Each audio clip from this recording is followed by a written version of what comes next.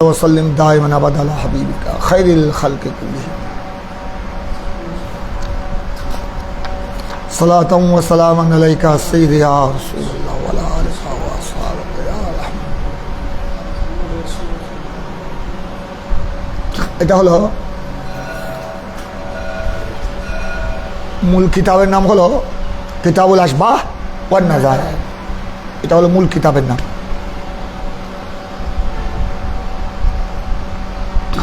কিতাবুল আশবাহ one নাযায়ের এটা শাফি মাযহাবের মধ্যে আছে এই নামে। একটা আছে ইমাম সুবকি, ইমাম তাজউদ্দিন সুবকি শাফি, ওনার একটা আছে কিতাবুল আশবাহ ওয়ান নাযায়ের।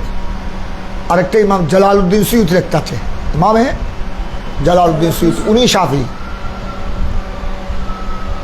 ওই দুটোটা কিতাব হলো কিতাবুল আশবাহ ওয়ান নাযায়ের ফিল ফিকহি শাফি, ফিল শাফি মাযহাবের ফিকহ অনুযায়ী। আমাদের এটা হলো কিতাবুল আশবাহ ওয়ান নাযায়ের ফিল ফিকহিল হানাফি, ফিল হানফি মাযহাব মোতাবেক, হানফি মাযহাবের ফিকহ অনুযায়ী। এই জন্য তোমরা কিতাবুল আশবাহ ওয়ান নাযায়ের কোনো কিতাবের উপর নাম দেখলেও টাচ করে এটা মনে করবে, রাখবে, দেখবা যে কিতাবুল আশবাহ ওয়ান নাযায়ের অনেকে হয়তো মনে করবে, বিশেষ করে তোমরা যারা ফিকহ পড়ছ, তোমরা যারা কিতাবুল আশবাহ ওয়ান নাযায়ের পড়তেছ, এবার আমারও একবার এরকম হয়ে গেছিল। আমার সামনে এক ছাত্র জামিয়াতে কামিল ফিকহের ক্লাস, আমি সেখানেও কিতাবুল আশবাহ পড়াতাম।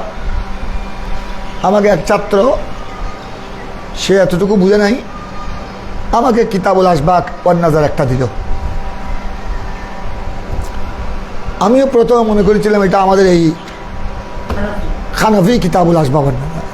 পরে তাদেরকে পড়াতে গিয়ে দেখলাম যে না, এটা তো এবার মিলছে না, কি তুমি আমাকে কি কিতাব দিলা? নাম দেখতেছি কত সুন্দর, একদম ডালের উপর, কি সুন্দর না, কিতাবুল আশবাহ। তারপর আমি দেখলাম ও এখন তো আমি এতক্ষণ তো আমি মুসান্নিফের নাম খেয়াল করি নাই। পরে দেখলাম এটা লিল ইমাম জালালউদ্দিন আস-সুয়ুতি আশ-শাফিঈ, লিল ইমাম। তো তাকে বললাম যে তুমি লাইব্রেরিতে কিতাবুল আশবাহ ওয়ান নাযায়ের দেখেছো, নিয়ে ফেলছো, তুমি আর নিচে তো দেখো নাই, মুসান্নিফের নাম দেখবে না, কারণ একই নামের ভিন্ন ভিন্ন কিতাব, নামে একটা। যেমন এটার নামও কিতাবুল আশবাহ ওয়ান নাযায়ের, আর শাফি মাযহাবের ওই দুইটার নামও একটা লিল ইমাম সুবকি আর একটা লিল ইমাম সুয়ুতি। পার্থক্য আছে। ওই দুইটা হলো ফিকহে শাফির উপর, শাফি মাযহাবের ফিকহের উপর। আর আমাদের এটা ইবনে নুজাইম আল মিসরি, এটা হলো হানফি মাযহাবের ফিকহের আলোকে লেখা হয়েছে, হানফি মাযহাব অনুযায়ী। মূল কিতাবের নাম। আর এই কিতাবের রাইটারের নাম তোমরা দেখছো, ওখানে লেখা আছে লিল আল্লামা জাইনুদ্দিন ইবনে ইব্রাহিম আল মারুফ বে ইবনে নুজাইম আল হানফি। ওনার এমনি নাম হলো জাইনুদ্দিন বিন ইব্রাহিম, ওনার বাবার নাম ইব্রাহিম। তবে প্রসিদ্ধ হল আল মারুফ, মানে আল মশহুর। প্রসিদ্ধ হল বে ইবনে নুজাইম আল মিসরি আল হানফি, এই নামে উনি বেশি প্রসিদ্ধ। ইবনে নুজাইম আল মিসরি আল হানফি। তোমরা যে কিতাব নিয়ে এসেছ, আমার সামনে যে কিতাব আছে, এটা হলো কিতাবুল আশবাহ ওয়ান নাযায়ের শরহ, কিতাবুল আশবাহ ওয়ান নাযায়ের শরহ। এখানে মূল কিতাবও আছে, শরহ আছে। কিতাবুল আশবাহ ওয়ান নাযায়ের একাধিক শরহ আছে, তবে এই শরহটি বেশি মশহুর, মশহুরুন feel Afaque, মশহুরুন feel Afaque. Feel আরব ওয়াল আজম। কিতাবুল আসবাব ওয়ান নাযাইরের অন্যান্য সরা থেকে, অন্যান্য ব্যাখ্যা গ্রন্থ থেকে এই ব্যাখ্যা গ্রন্থটি প্রসিদ্ধ বেশি। এই জন্য এই কিতাবের সাথে এই সরাটি অ্যাড করা হয়েছে, একসাথে সাবানো হয়েছে।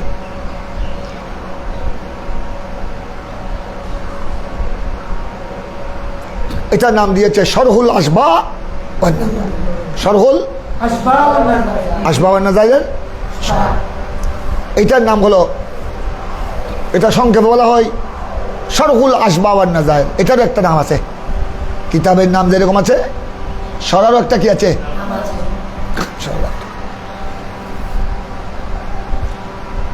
যেমন তোমরা পড়েছ আল কাফিয়া ফিন নাহাব। কাফিয়া কিতাবটি হলো কোন ফনের, এলমে নাহাবের। আমার ওটা সরা আছে না, একটা সরার নাম যেটাকে সংখ্যা বলা হয় সরহে, এটার আসল নাম হলো আল ফাওয়াইদুদ দিয়াইয়া। আল ফাওয়াইদুদ দিয়াইয়া। আল্লামা জামির ছেলের নাম ছিল দিয়াউদ্দিন। ওনার জন্য উনি যখন কাফিয়া পড়াচ্ছেন ছেলেকে, তো ছেলে ভালো করে বুঝতেছে না, তাই আল্লামা জামি ছেলের যেন লাভ হয়, ছেলের উসিলায় সকলের জন্য কে হয়, উপকার হয়, কাফিয়ার কি লিখে কি করে ফেলেছেন, সরা লিখে ফেলেছেন। ওই ছেলেকে উদ্দেশ্য করে লিখেছেন, এই জন্য নাম দিয়েছে আল ফাওয়াইদুদ দিয়াইয়া। সংখ্যা বলা হয় শরহুল জামি। এটা কিতাবুল আসবাব ওয়ান নাযাইরের সরা। এটার নাম হলো গমজু উয়ুনুল বাসায়ের। গমজু উয়ুনুল বাসায়ের। শরহুল আসবাহ ওয়ান নাযাইর। শরহুল আসবাহ ওয়ান নাযাইর। শারে হলেন লিল আল্লামা আশ-শাইখ আস-সৈয়দ সৈয়দ জাদা আহমদ বিন মুহাম্মদ। আহমদ বিন, আসল ওনার নাম আহমদ, বাবার নাম মোহাম্মদ। আল হামভি আল মিসরি, এটা মিশরের লোক। সাহেবুল আসবা আসবা ওয়ান নাযাইরের মুসান্নিফ যেরকম মিশরি, শারে উনিও মিশরি। আল হামভি আল মিসরি। তাই এখানে তোমরা এই কিতাবের সাথে একসাথে তোমরা কিতাব, মূল কিতাবও পাবে, মূল কিতাবের সরাও পাবে, মূল কিতাবের সরা পাবে। আজকে তোমাদেরকে কিছু, এটা কিতাবটা হলো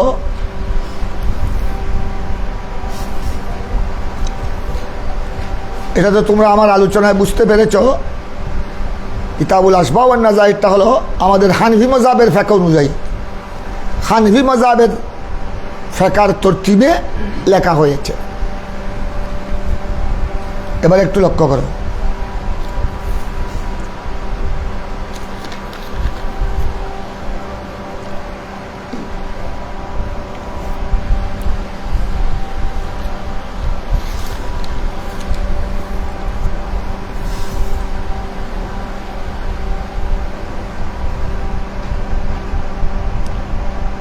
প্রথমে তোমরা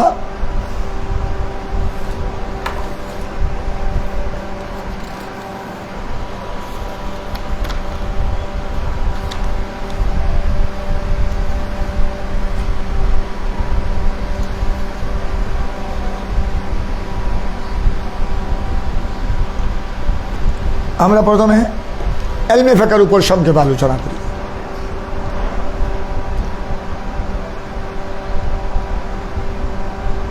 মা হুয়া ইলমুল ফিক, ইলমে ফিকহ কাকে বলে, অথবা আরিফ ইলমাল ফিক। ফিক শব্দের অর্থ লুগাতান, আল ফিকহু লুগাতান সমঝনা, জাননা, আল ফাহমু ওয়াল আদরাক, জানা, গভীরভাবে উপলব্ধি করা, বুঝা, যথাযথভাবে বুঝা, কোনো কিছু পুঙ্খানু জানা, কোনো একটা রহস্যকে উদ্ঘাটন করা। ফিকহের বিভিন্ন অর্থ রয়েছে আবিধানিক দৃষ্টিকোণে। এই জন্য ইলমে ফিকহ এলমে ফিকহের দ্বারা তুমি কোরআন হাদিসের নিগূঢ় রহস্য উদ্ঘাটন করা হয় এলমে ফিকহের মাধ্যমে। এই জন্য এটার নাম এলমুল ফিকহ। এলমুল কারণ ফিকহ মানে সমঝে না, জান না, বুঝার মতো বুঝা, গভীরভাবে উপলব্ধি করা, কোনো কিছুর গোপন তথ্য উদ্ঘাটন করা। এই জন্য এলমে ফিকহকে এলমে ফিকহের জন্য বলা হয়, যেহেতু এলমে ফিকহের মাধ্যমে কোরআন ও হাদিসের নিগূঢ় রহস্য কি হয়ে যায়, উন্মোচন হয়ে যায়, উন্মুক্ত হয়ে যায়। ফিকহ এলমে ফিকহ বাদ দিলে তুমি কোরআন হাদিসকে এমনি অনুবাদ করতে পারবে, শাব্দিক অর্থ বলতে পারবে, কিন্তু কোরআন ও হাদিসের যে আসল নিগূঢ় রহস্য এটা বোঝা যাবে না। এই জন্য ফিকহুল মানির অভিধানিক দৃষ্টিকোণে ফিকহুল মানি আল ফিকহ সমঝে না, আল ফাহাম, আল আদরাক।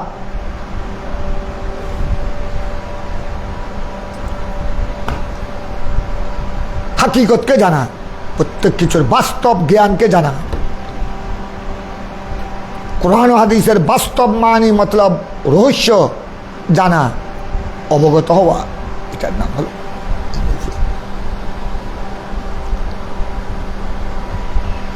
শরীয়তের পরিভাষায় বিভিন্ন ফুকাহায়ে কেরাম এলমে ফিকহকে বিভিন্নভাবে সংজ্ঞায়িত করেছেন। কেউ বলেছেন এলমে ফিকহ এটা এমন একটি এলম, এমন একটি সাবজেক্টের নাম যেটার দ্বারা কোরআন ও সুন্নাহ থেকে মাসলা ইস্তেমবাত করা হয়, কোরআন ও সুন্নাহ থেকে শরীয়তের বিধিবিধান বের করা হয়, ইস্তেখরাজ করা হয়, জানা যায়। কোরআন ও হাদিস থেকে শরীয়তের মাসলা মাসাইল বিধিবিধান, আওয়ামের নাওয়াহি, আদেশ নির্দেশ, কোনটা জায়েজ কোনটা না জায়েজ, এটা জানা যায়। কোনটা হালাল কোনটা হারাম এটা জানা যায়। ওই সাবজেক্টের নাম হলো এলমুল ফিকহ। কেউ আবার তিনটা শব্দ দিয়ে এলমে ফিকহ তারিফ করেছেন। তিনটা শব্দ দিয়ে গোড়া এলমে ফিকহর সংজ্ঞা নিয়ে এসেছে।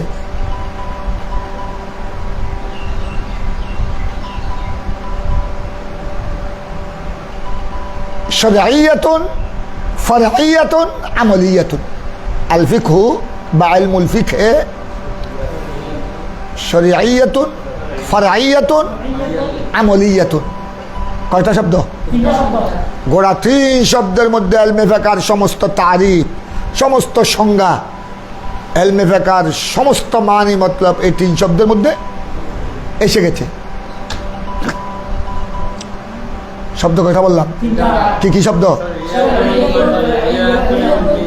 আমলিয়াত। শরীয়তুন মানে আমার দেখো ইলমে ফিকহ বলা হয় যেখানে আলোচনা হয় শরীয়তের বিধিবিধান নিয়ে, শরীয়তের ইসলামী শরীয়তের দৃষ্টিতে কোনটা জায়েজ কোনটা না জায়েজ, কোনটা হালাল খারাপ, কোনটা ফরজ কোনটা ওয়াজিব, কোনটা সুন্নত কোনটা মাকরুহ, কোনটা মুস্তাহাব। ইসলামী শরীয়তের বিধিবিধান নিয়ে যেই সাবজেক্ট, যে বিষয়ে আলোচনা করা হয় ওটার নাম শরঈয়াতুন। ফরঈয়াতুন, ফরঈয়াতুন বুঝেছ? আয় মুতাফাররাতুন মিনাল কিতাব ওয়াস সুন্নাহ। ইলমে ফিকহতে আলোচনা হয় এমন এমন মাসলা নিয়ে যেগুলো ফরঈয়াতুন, যেগুলো কোরআন সুন্নাহ থেকে বের হয়েছে। মুজতাহিদিনে কেরাম কোরআন সুন্নাহর উপর গবেষণা করে যেসব মাসলা মাসাইল কি করে হয়েছে বের করেছে, এগুলো নিয়ে যে বিষয়ে কি হয় আলোচনা হয়, এটার নাম হলো ইলমে শরঈয়াতুন। ফরঈয়াতুন মানে আয় আল মাসাইলুল মুতাফাররা মিনাল কিতাব ওয়াস সুন্নাহ। ইলমে ফিকহতে ওসব মাসালা, ওসব মাসলা মাসাইল নিয়ে আলোচনা করা হয় যেসব মাসলা মাসাইল, যেসব বিধিবিধান কোরআন সুন্নাহ থেকে কি করা হয়েছে ইস্তেমবাত করা হয়েছে, বের করা হয়েছে, ইস্তেখরাজ করা হয়। শরঈয়াতুন আমলিয়াতুন, এটার অর্থ ইলমে ফিকহ বলা হয় এমন এমন মাসলা মাসাইল, বিধি বিধান যেগুলি কোরআন হাদিস থেকে বের করা হয়েছে এবং যেটা আমলিয়াতুন, আমলের যোগ্য, যেটা কি আমলের যোগ্য, যেটা আমলের যোগ্য নয় ওটা নিয়ে ইলমে ফিকহের মধ্যে কি হবে না, আলোচনা।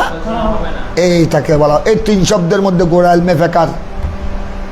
ও গরিব খাজা গরিব নওয়াজ যেভাবে গোড়া আনা সাগরের গোড়া পানি কোথায় লোটার ভিতরে ঢুকিয়ে ফেলেছে, এটা গরিবে নওয়াজের কেরামত।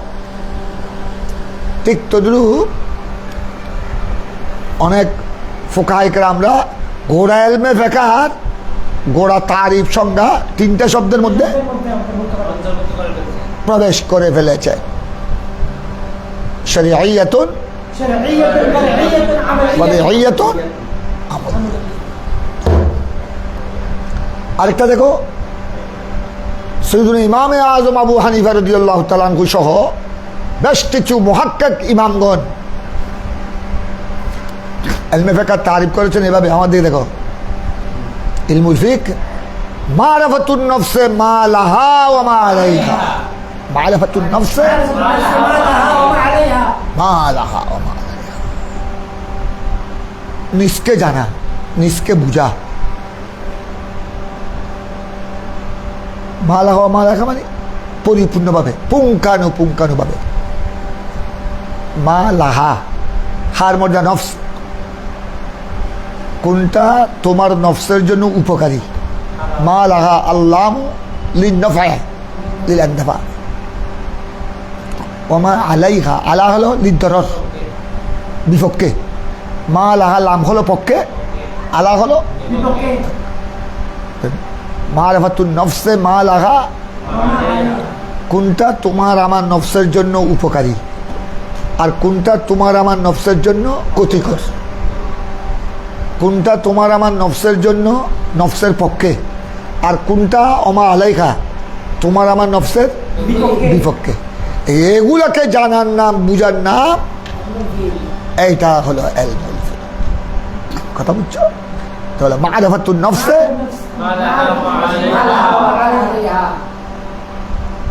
আগে নিজকে চিনতে হবে। এই জন্য তো তোমরা পড়েছ বুজুর্গানে দ্বীনের কৌল, মানে আরাফা নফসা ফাকাত আরাফা রাব্বা, মান আরাফা নফসা ফাকাত আরাফা। আগে নিজকে চিনো, তুমি কে? তুমি তো আল্লাহর বান্দা, তোমাকে তো আল্লাহ সৃষ্টি করেছেন। কেন সৃষ্টি করেছেন? কোন উদ্দেশ্যে আল্লাহ তোমাকে আমাকে পৃথিবীতে প্রেরণ করেছেন, এটা আগে বুঝো। এটা বুঝলে তুমি আল্লাহকে বুঝতে পারবে।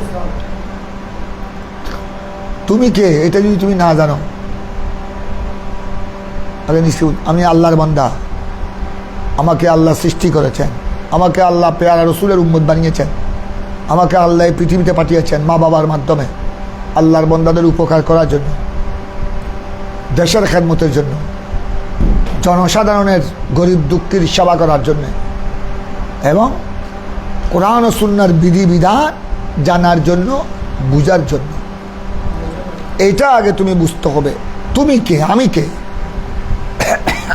আমার স্রষ্টাকে, আমার খালিক মালিককে, আমার খালেক মালিক আমাকে কেন সৃষ্টি করলেন, কেন পৃথিবীতে পাঠালেন মা বাবার মাধ্যমে। নিশ্চয়ই একটা রহস্য আছে না? নাই? ফাইলুল হাকিম লা ইয়াখলু আনিল হিকমাত, একজন হাকিম জ্ঞানী গুণীর কাজও এটা হিকমত থেকে কি নয়। তো একজন হাকিমের কাজ যদি হিকমত থেকে খালি নয়, তো যিনি হাকামুল হাকিমিন, যিনি আজাদির আস, যিনি সুলতানুস সালাতি, সুলতান, যিনি আহকামুল হাকিমিন, যিনি রব্বুল আলামিন, যিনি খালেকে কায়নাত, খালেকুল কায়নাত, যিনি খালেকুল বর্রে ওয়াল বাহার, যিনি খালেকুস সামাই ওয়াল আরদি, যিনি খালেকু কুল্লি শাইইন, খালেকু কুল্লি শাইইন, গোটা সৃষ্টি জগতের যিনি খালেক, তো উনি আমাকে কেন সৃষ্টি করলেন, তোমাকে কেন সৃষ্টি করলেন, আবার আমাকে তোমাকে মা বাবার মাধ্যমে পৃথিবীতে পাঠালেন, তো এগুলি কি এমনি পাঠিয়েছেন? এই এমনি শুধু এতটুকু গরু ছাগলের মতো, কুকুর শ্রীগালের মতো বাস মা বাবার পেট থেকে, মা বাবার থেকে আসলাম, মা বাবার মাধ্যমে এসে ছোটোবেলায় মায়ের দুধ খেলাম, মায়ের দুধ পান করলাম, বড় হয়ে ভাত পানি তরি তরকারি এগুলি খেলাম, কিছু ব্যবসা টবসা করলাম, পয়সা করে রোজগার করলাম, তারপর কবরে চলে গেলাম, এটাই? তো এটাই যদি উদ্দেশ্য হয়, তো মানুষ জাতি মানব আর গরু ছাগলের মধ্যে কি পার্থক্য হলো? এরাও তো কুকুর শ্রীগাল, কুকুর শিয়াল, এরাও তো পৃথিবীতে এসেছে, পৃথিবীতে সৃষ্টি হয়েছে, এরাও আপনার কতদিন বিচরণ করেছে, কে খাওয়া দাওয়া করেছে, যার যার খাওয়া যেরকম, তারপর আবার তারা মরে গেছে। তো আমাদের সৃষ্টির উদ্দেশ্য যদি শুধু এতটুকু হয়, চতুষ্পদ জন্তু ন্যায় যদি হয়, কথা বুঝছ? তো আর ইনসান আর গাইর ইনসানের মধ্যে কি পার্থক্য হলো? মাল ফারক বাইনাল ইনসান ওয়া গায়রিল ইনসান। আর আল্লাহ আমাদেরকে আশরাফুল মখলুকাত কেন বানালেন? ওয়ালাকাদ কাররামনা বনি আদম, ওয়ালাকাদ কাররামনা। আল্লাহ বলেন আমি সব কিছু আমি সৃষ্টি করেছি, খালিকু কুল্লি শাই, আসমান জমিন, খুদার খুদাই, চন্দ্র সূর্য নক্ষত্র গ্রহ, কিন্তু আমি ইজ্জত দিয়েছি, ইজ্জতের তাজ মুকুট দিয়েছি কাকে? আশরাফুল মখলুকাত। আল্লাহ সমস্ত সৃষ্টিকে করে নাই, আশরাফুল মখলুকাত সৃষ্টির সেরা বানিয়েছেন কাকে? মানব জাতি।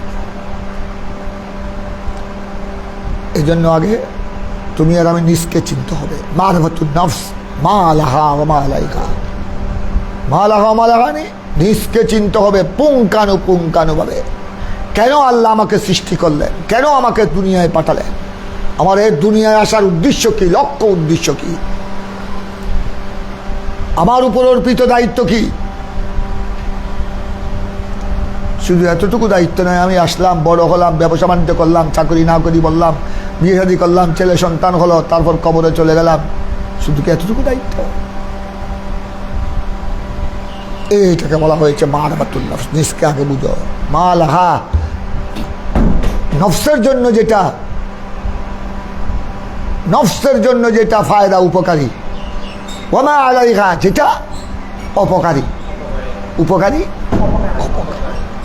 যেটা লাভজনক ক্ষতিকর, পক্ষে লাহা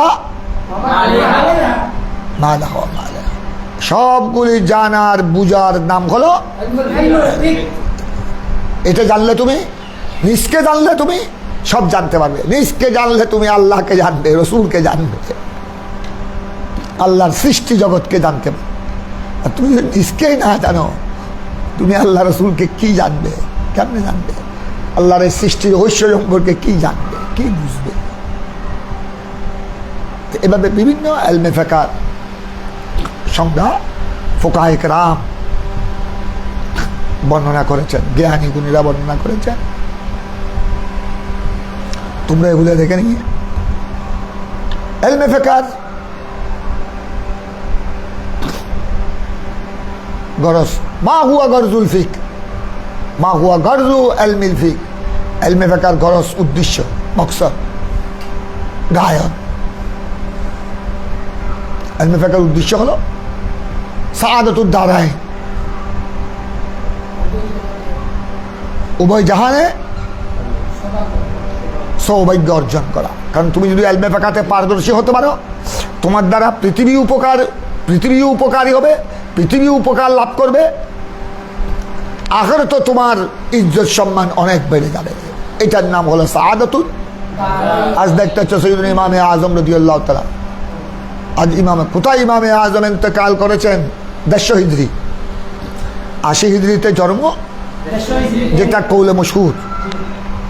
কোথায় 150 হিজরি? আজ বর্তমানে আমরা তোমরা জামানা, এখন বর্তমানে চলছে 1447 হিজরি। কোথায় 150 হিজরিতে ইমামে আজম আবু হানিফা রাদিয়াল্লাহু তাআলা আনহুর ইন্তেকাল। আর আমরা প্রায় ইমামে আজম রাদিয়াল্লাহু তাআলা আমাদের থেকে 1300 বছর আগের মানুষ। একজন 1300 বছর আগের ইমামে আজম আবু হানিফা। দেখো এখনো পর্যন্ত বিশ্বের কোটি কোটি মুসলমানের অন্তরে ইমামে আজমের ইজ্জত। ইমামে আজমের ফিকহ অনুযায়ী বিশ্বের 3 ভাগের 2 ভাগ থেকে 2 ভাগের চেয়ে আরো বেশি মুসলমান আপন জীবন যাপন পরিচালনা করছে ইমামে আজমের ফিকহ অনুসরণ করে। এইটার নামে হলো সাআদাতুদ দারাইন।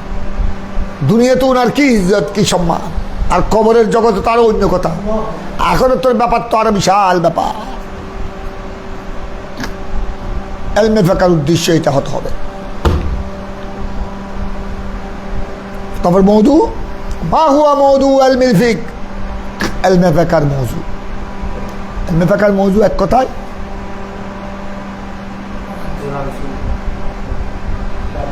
আল কিতাব ওয়াস সুন্নাহ ওয়াল ইজমা ওয়াল কিয়াস। ইসলামী শরীয়তের মূল দলিল কয়টি? যেটা তোমরা নুলানুয়া রুসুলে ফিকহের কিতাবে পড়েছ, যেটাকে বলা হয় আদিল্লাহ আরবা। আদিল্লাহ এই 4টি আদিল্লাহ আরবা, কোরআন সুন্নাহ ইজমা কিয়াস, এটাই হলো ইলমে ফিকহের মওজু, আলোচ্য সূচি। কারণ এখানে এই 4টা নিয়ে কি করা হয়? কোন মসলাটা কিতাবুল্লাহ থেকে বের হয়েছে, কোন মসলাটা হাদিস রসুল থেকে বের হয়েছে, কোন মসলাটাকে আজমাই সবাই ঐক্যমত হয়েছে, আর কোন মসলাটা ডাইরেক্ট কোরআন থেকে বের হয় নাই, ডাইরেক্ট হাদিস থেকে বের হয় নাই, বরং এটা কিয়াস করে, এটা কোরআন সুন্নাহর উপর গবেষণা করে বের হয়েছে। এইগুলা 4টা দলিল নিয়ে ইলমে ফিকহের মধ্যে কি করা হয়? এই জন্য আদিল্লাতুল আরবা এটা হলো ইলমে ফিকহের মওজু। আর কে কে বলেছেন ইলমে ফিকহের মওজু হলো আল মাসাইলুল মুস্তামবাতা, আল মাসাইলুল মিনাল কিতাব ওয়াস সুন্নাহ। কোরআন সুন্নাহ থেকে এই পর্যন্ত ফুকাহায়ে কেরাম যত হাজার হাজার মসলা কি করেছেন, এগুলাই হলো ইলমে ফিকহের আলোচ্য বিষয়, এগুলাই হলো ইলমে ফিকহের মওজু। ইলমে ফিকহ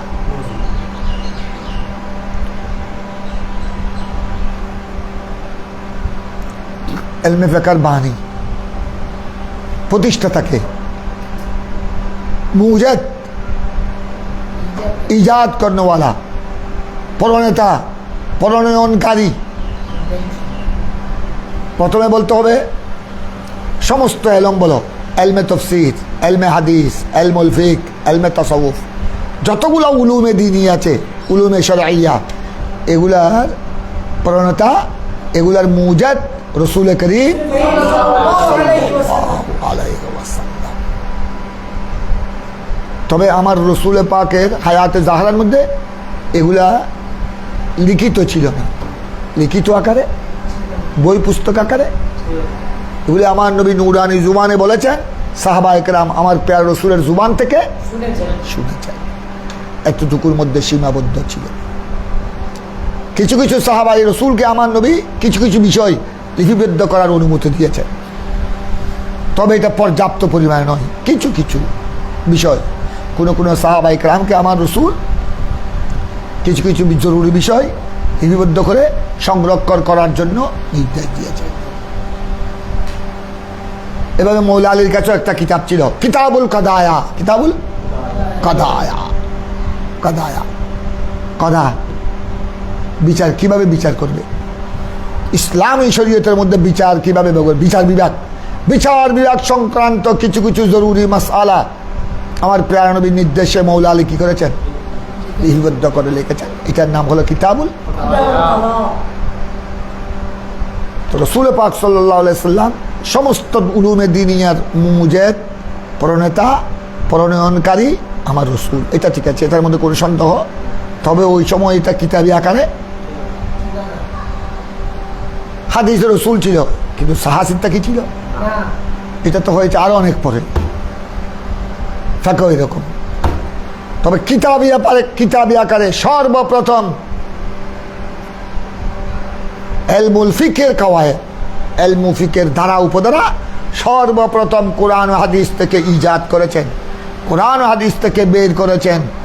বিশ্বের মধ্যে এই ইলমে ফিকহের কাওয়ায়েদ যিনি সর্বপ্রথম ইস্তিখরাজ ইস্তেমবাদ করেছেন, তিনি হলেন হযরতে ইমামে আজম আবু হানিফা রাদিয়াল্লাহু।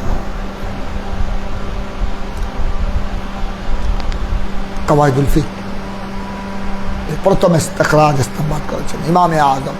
যে কাওয়ায়েদ যেই ধারা উপধারার উপর ভিত্তি করে ফিকহ কি বের করা হয়, মাসলা মাসাইল এই জন্য ইমাম আজমকে বলা হয় ফিকহর মুজিব, ফিকহর বানি। এবার ইমাম আজমের পরে ইমাম শাফির নাম আসবে, ইমাম মালিকের নাম আসবে, ইমাম আহমদ বিন হাম্বল, ইমাম আবু ইউসুফ, ইমাম মোহাম্মদ, ইমাম জুফর, ইমাম আবদুল্লাহ বিন মসউদ, ওনাদের নামও আসবে। ওনারাও ইলমে ফিকহের উপর অনেক খেদমত, বিশাল খেদমত আঞ্জাম দিয়েছে।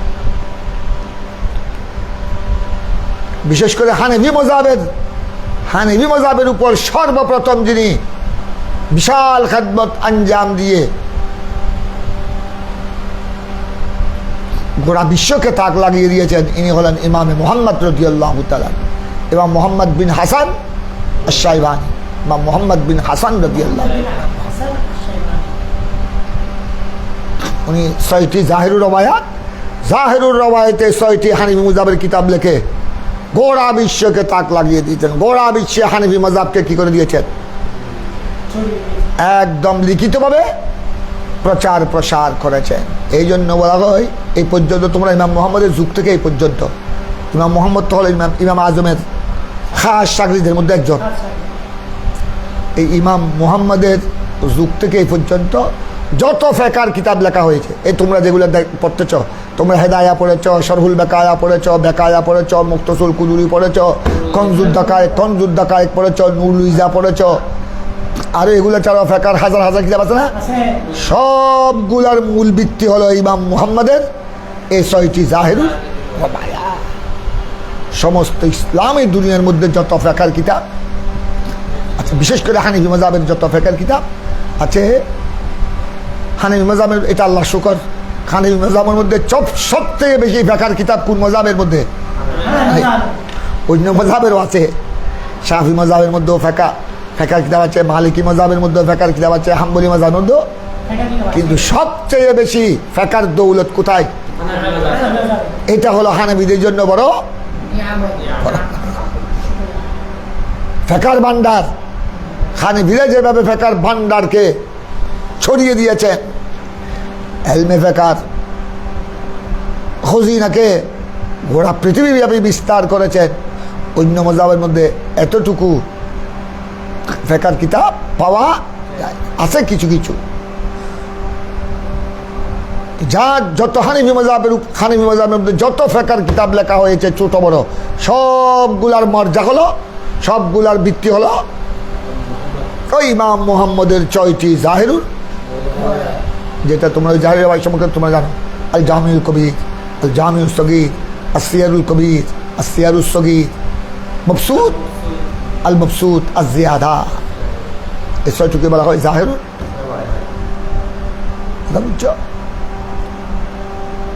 এই ৬টি হলো হানিফি মযহাবের। ইমাম মুহাম্মদ এমন একটি কাজ করেছেন, এই ৬টি কিতাব উনি আরও লিখেছেন, কিতাব নওয়াদের আরও কিছু কিতাব লিখেছেন ইমাম মুহাম্মদ, কিন্তু এই ৬টির দ্বারা গোড়া বিশ্বের মধ্যে হানিফি মযহাবের ফিকহ কি হয়ে গেছে, ছড়িয়ে ছিটিয়ে পড়েছে, নশর এশাআত হয়েছে।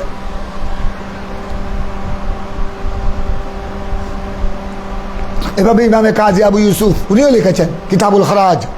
এতে তোমরা খাজিনা সরকারকে ট্যাক্স দাও, ট্যাক্সের উপর সর্বপ্রথম যিনি কিতাব লিখেছেন ইমামে কাজী আবু ইউসুফ।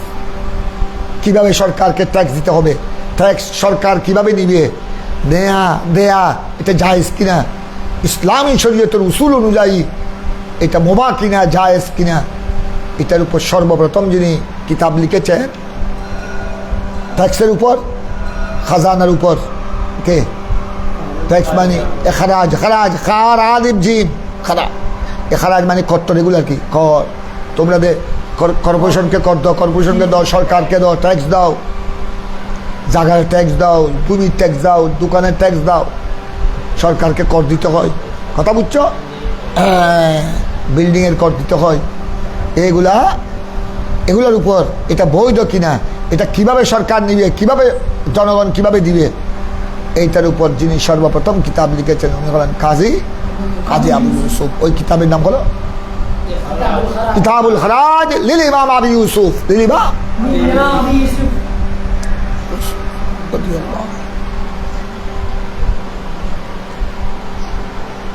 তারপরে আমি আর অন্যদিকে যাচ্ছি না, তোমাদেরকে এবার আমরা সংক্ষেপে যে আমাদের কিতাবের দিকে চলে আসি। এলমে ফিকহের উপর তোমরা আরো কিছু মুকদ্দমা, মুবাদিয়াত, প্রাথমিক আলোচনা তোমরা দেখে নিবে। তবে এলমে ফিকহের উপর আমরা যে কিতাবটি এখন পড়ার জন্য এখানে উপস্থিত হয়েছি, কিতাবুল আসবা, এইটার উপর আমরা কিছু আলোচনা করি। এটা তোমাদেরকে প্রশ্নের মধ্যে দেওয়া হয়েছে, তোমরা আগে যারা পরীক্ষা দিয়েছো কিতাবুল আসবা ওয়ান নাজায়ের দেখেছ।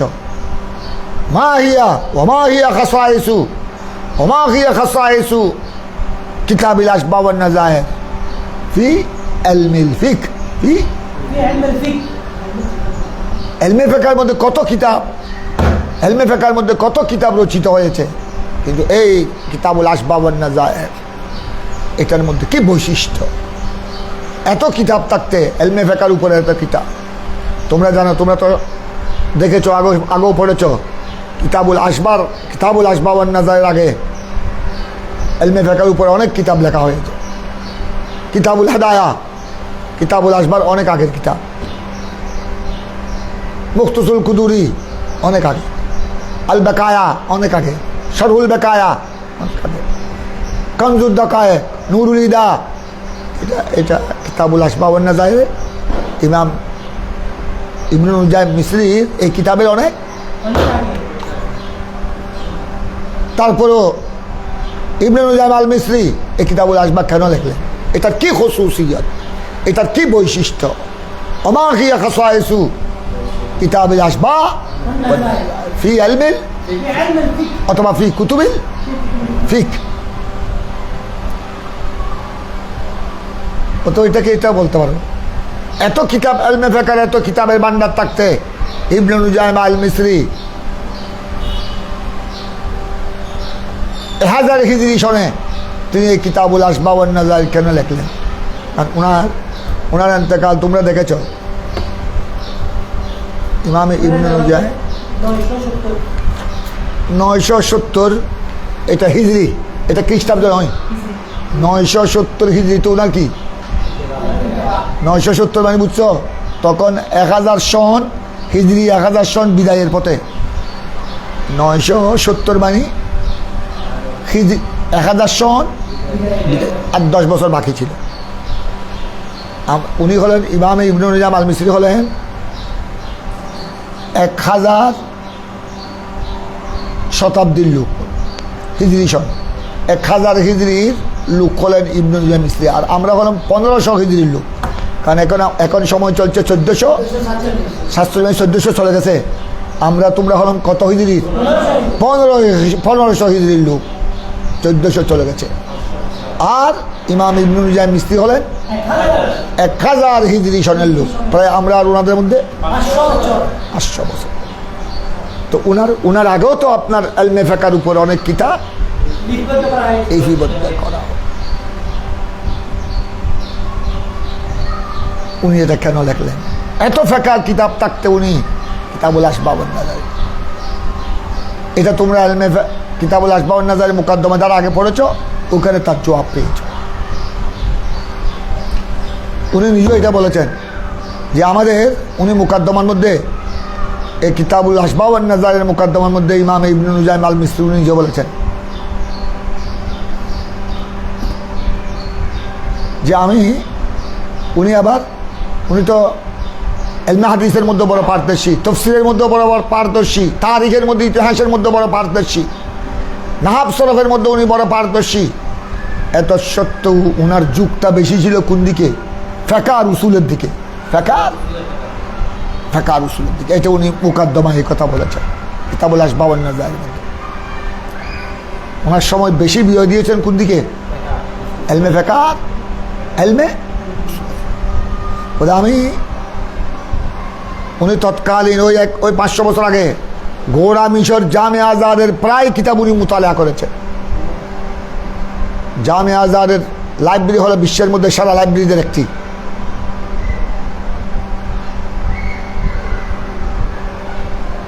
কিন্তু এত কিতাব দিয়ে আমি মোতালা করেছি, মিশরের জমিনে যা কিতাব পেয়েছি আমি সহজে একটু আমি আমার চুপ থেকে বাদ পড়ে নাই। কিন্তু এই উনি যেটা লিখেছেন কিতাবুল আসবাব আন নাজায়ের, এই তরতিবে হানিফি মাযহাবের মধ্যে কোনো কিতাব আমি দেখি, যদিও শাফি মাযহাবের মধ্যে আছে। আমারও মনে ইচ্ছা জাগলো যে ইমাম তাজউদ্দিন সুবকি, ইমাম শাহ সুয়ুতি, ওনারা যেই তর্জে ইমাম তাজউদ্দিন সুবকি যেই নিয়মে শাফি মাযহাবের ফিকহের কিতাবুল আসবাব লিখেছেন, আমারও একটা মনে ইচ্ছা জাগলো, আল্লাহর পক্ষ থেকে এলহাম হলো আমিও যেন ফিকহ হানিফির উপর ওই বিশেষ নিয়মে একটা ফিকহের কিতাব কি করি রচনা। এই তারপর তিনি লেখা শুরু করলেন এটা কিতাবুল আসবাব। এটা যে তরতিব দিয়ে উনি কিতাবুল আসবাবের মধ্যে উনি তরতিব দিয়েছে কয়ফন, হাজাল কিতাব মুশতামিলুন আলা সাবআতি ফুনুন, এই কিতাবটি 7 ফনের উপর।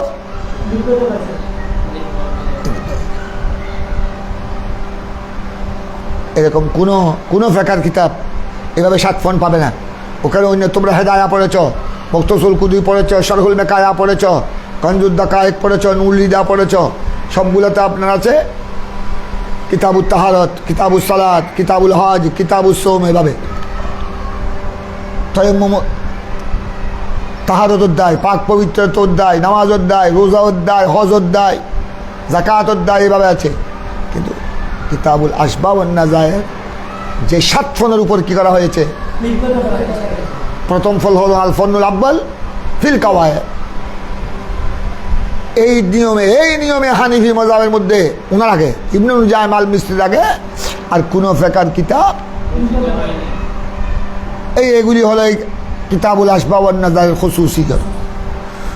তোমরা তো এটার আগে অনেক ফিকহের কিতাব পড়েছ, কোনো ফিকহের কিতাবের মধ্যে আল ফন্নুল আব্বাল ফিল কাওয়ায়েদ পেয়েছ? আল কায়দাতুল উলা লা সাওয়াবা ইল্লা বিন্নিয়া, আল কায়দাতুস সানিয়া আল উমুরু বিমাকাসিদিহা, এটা হেদায়া, শরে বেকায়া, কনজুদ দাকায়েক, মুখতসুল কুদুরি, কোনো গানে পেয়েছ? ওখানে তো শুরু হয়েছে কি দিয়ে, কিতাবুত তাহারত। এই হলো এগুলো হলো ইমামে ইবনে নুজাইম মিসরির রচিত কিতাবুল আসবাব ওয়ান নাজায়ের খাসায়েস, বৈশিষ্ট্য সমূহ। যে এখানে অন্যান্য ফিকহের কিতাব দেখো, এখন অন্যান্য ফিকহের কিতাব শুরু করা হয়েছে কিতাবুত তাহারত দিয়ে, পাক পবিত্রতার মশলা দিয়ে, আর কিতাবুল আসবাব ওয়ান নাজায়ের শুরু করা হয়েছে কাওয়ায়েদ দিয়ে। কাওয়ায়েদ মানে শরীয়তের ধারাগুলো, ধারা উপধারা দিয়ে এই কিতাব শুরু করা হয়েছে।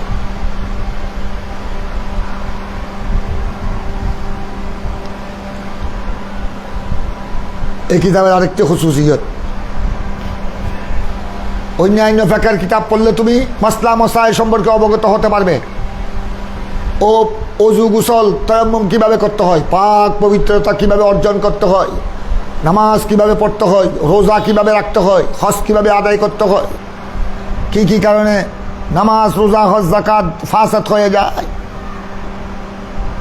এগুলি জানতে পারবে। কিন্তু কিতাবুল আসবাব ওয়ান নাজায়ের পড়লে তুমি এমন এখানে কায়দা আছে, এমন ধারা উপধারা আছে ইসলামের শরীয়তের, এগুলো ভালোভাবে পড়লে বুঝলে একজন আলেম ইয়ারতাকি ইলা দরজাতিল ইজতিহাদ, ইয়ারতাকি ইলা দরজাতিল ইজতিহাদ।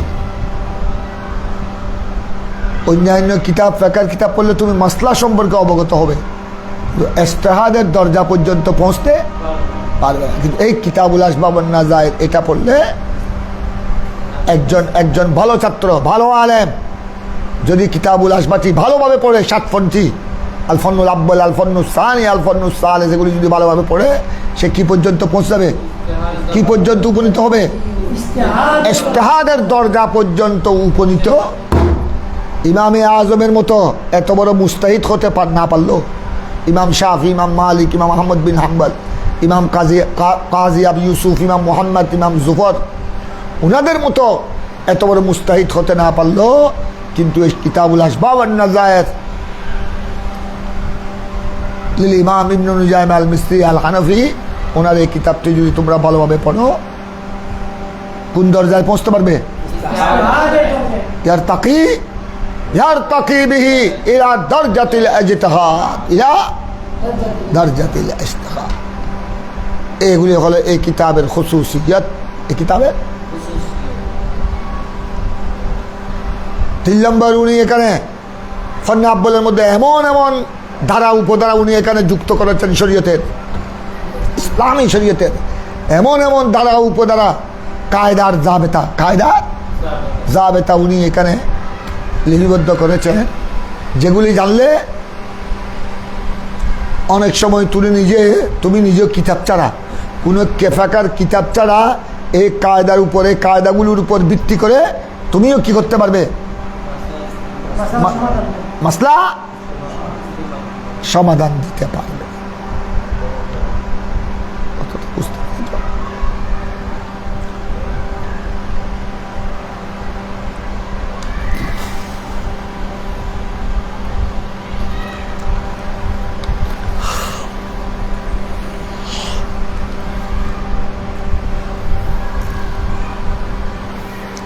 এখন শোনো, এই কিতাবের নাম লেখা হয়েছে কি দিয়ে? আসবা ওয়ান নাজায়ের দিয়ে। এই কিতাবের নাম হলো কিতাবুল আসবা। আসবা শব্দটি শুনো, এটা জমা, মূলত এটা বহু বচন। শিবুহুন অথবা সাবাহুন, আমাদের দেখো শিবুহুন, সাবাহুন অথবা সবিহুন। এটা শিবুহুনের জমা হতে পারে, আমাদের দেখো শিবুহুনের জমা হতে পারে, সাবাহুন শিন বাহা সাবাহুনের জমা হতে পারে, অথবা সবিহুনের জমা হতে পারে। শিবহুন, সাবাহুন, সবিহুন, তার তো হলো মত। তোমার নাম কি? আব্দুল রহিম। তোমার নাম? মোহাম্মদ মেহতাব। আব্দুল রহিমকে দেখতে একদম মাহতাবের মতো, মাহতাবকে দেখতে একদম আব্দুল রহিমের মতো। অনেক মানুষ চেহারার মধ্যে মিল থাকে। তো আমার ভাইদের দিকে দেখলে আমার ভাই যিনি হাবিব মেজো ভাই, আর আমার ছোটো ভাই আজিজুর রহমান, ওই জামিয়ার শিক্ষক, এখন সে অসুস্থতার কারণে অপারেশন হয়েছে, দুর্বল হয়ে গেছে। এদেরকে দেখলে মানুষ পরিচয় দিতে হবে না, এরা চিনে ফেলে, ও এই হুজুরের ভাই, মুফতি সাহেব হুজুরের ভাই, চেহারা একদম নেই। কথা বুঝছো? এইটাকে বলা হয় শিবহুন, সাবাহুন, সবি মতো। উনি আমার মতো। কথা বুঝছো না? মতো হওয়ার জন্য 16 আনা মতো হতে হবে তা নয়। 16 আনা মতো হওয়া কোনো সত্য? তোমরা তো বলো জাইদুন কাল আসত, জাইদুন জায়দ কাশের মতো, কিসের মতো? সিংহের মতো। তো জায়দ কি সিংহ হয়ে গেল? সিংহের মতো কি জায়দের লেস আছে? সিংহের মতো কি জায়দের 4টি পা আছে? সিংহের মতো কি জায়দে কি মানুষকে কামড়ায়? তো জাইদুন কাল আসত মানে ফিসুদা, অর্থাৎ বাঘ যেরকম সাহসী, জায়দও কি মার ওটা। তুই একবারে তোর সাহস দেখবে বাঘের মতো, তুই হো দেখবে বাঘটা কিছু পরোয়া না করস, তুইও বাঘর তোর কম ন হটে, তুই সাইটেঙ্গে ভাবনি তুই দে। এটা হলো মানুষকে যে বাঘের সাথে, সিংহের সাথে তুলনা করা হয়, এটা হলো 16 আনা তুলনা নয়। মতো তুলনা হওয়ার জন্য সামান্য মতো হলে হয়ে যায়। যেমন জায়দুল কাল আসাদ, জায়দ কোনো বাঘের মতো নয়, তার মানে সব দিক দিয়ে জায়দ বাঘের মতো নয়। হ্যাঁ, কিসের দিক দিয়ে? বীরত্ব, সাহস, দুঃসাহসিকতার দিক দিয়ে সাহস। আর কদু নকয় কয়টা তুই আর তোর কথা নক, তুই কথা মাইব তো না হারাম বেড়া, তোরটা মাই হল, তোরটা মাইল হল, তোর যে দুঃসাহস আছে তোরতে দূর নাই।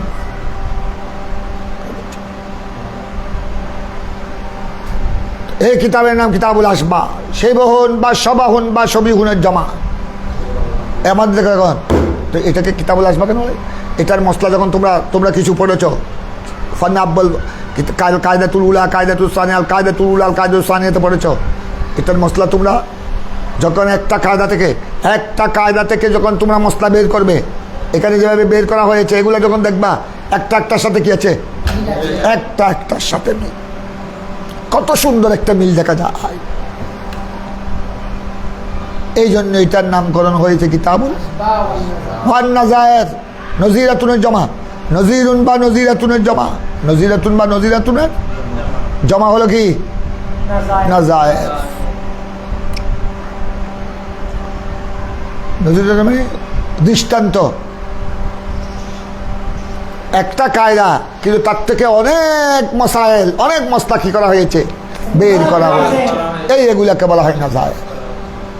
তো এই কিতাবের একটা মশলা আর একটা মশলার সাথে কি আছে, মিল আছে। এটার নাম হলো আশবাহ।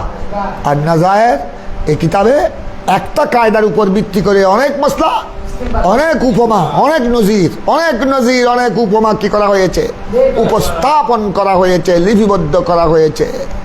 এই জন্য এই কিতাবকে বলা হয় কিতাবুল আশবাহ। তবে এটা হলো তোমাদেরকে একটা ঠিক আলোচনা করলাম। একটা মেইন যেটা উনি বলেছেন, ইবনে নুজাইম আল মিসরি যেটা জবাব দিয়েছেন মুকদ্দমার মধ্যে, কিতাবুল আশবাহ ওয়ান নাজায়ের মুকদ্দমার মধ্যে, এটা হলো এরকম যে এই কিতাবটি কয় ফনের উপর মুশতামিল, 60 ফনের মধ্যে একটা ফন আছে একটা ফন আছে আল ফন্নুল আশবাহ ওয়ান নাজায়ের, ফন্নুল। একটি ফন যেহেতু, একটি ফনের নাম যেহেতু কি,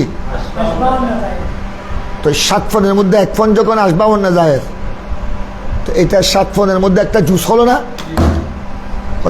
ওই ফোনের নামে গোড়া কিতাবের কি রাখা হয়েছে, নামকরণ করা হয়েছে। এইটার নাম হলো জিকিরুল জুস, ইরাদাতুল কুল। জিকিরুল জুস, জুস জিকির করে কি মুরাদ নেয়া, জুস জিকির করে ঠিক তো দুর্বেকার ইমাম ইবনে নুজাইম আল মিসরি এই কিতাবের নাম। এটা 7 ফনের মধ্যে ফন্নে সাদেস, 6 নম্বর ফন হলো কিতাবুল আশবাহ ওয়ান নাজায়ের। তো ওই জুজের সাথে মিল রেখে নামকরণ করে জুজ বলে কুল মুরাদ। এটা উনি জবাব দিয়েছেন মুকদ্দমার মধ্যে। এটার নাম হলো কিতাবুল আশবাহ ওয়ান নাজায়ের।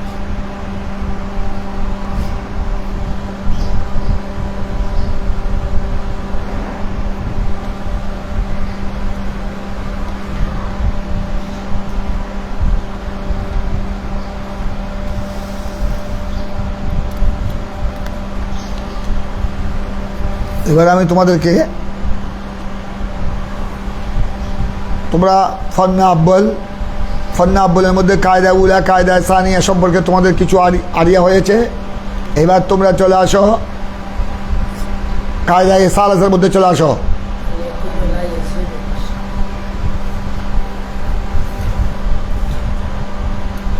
কায়দা সানিয়া অনেক পড়েছ।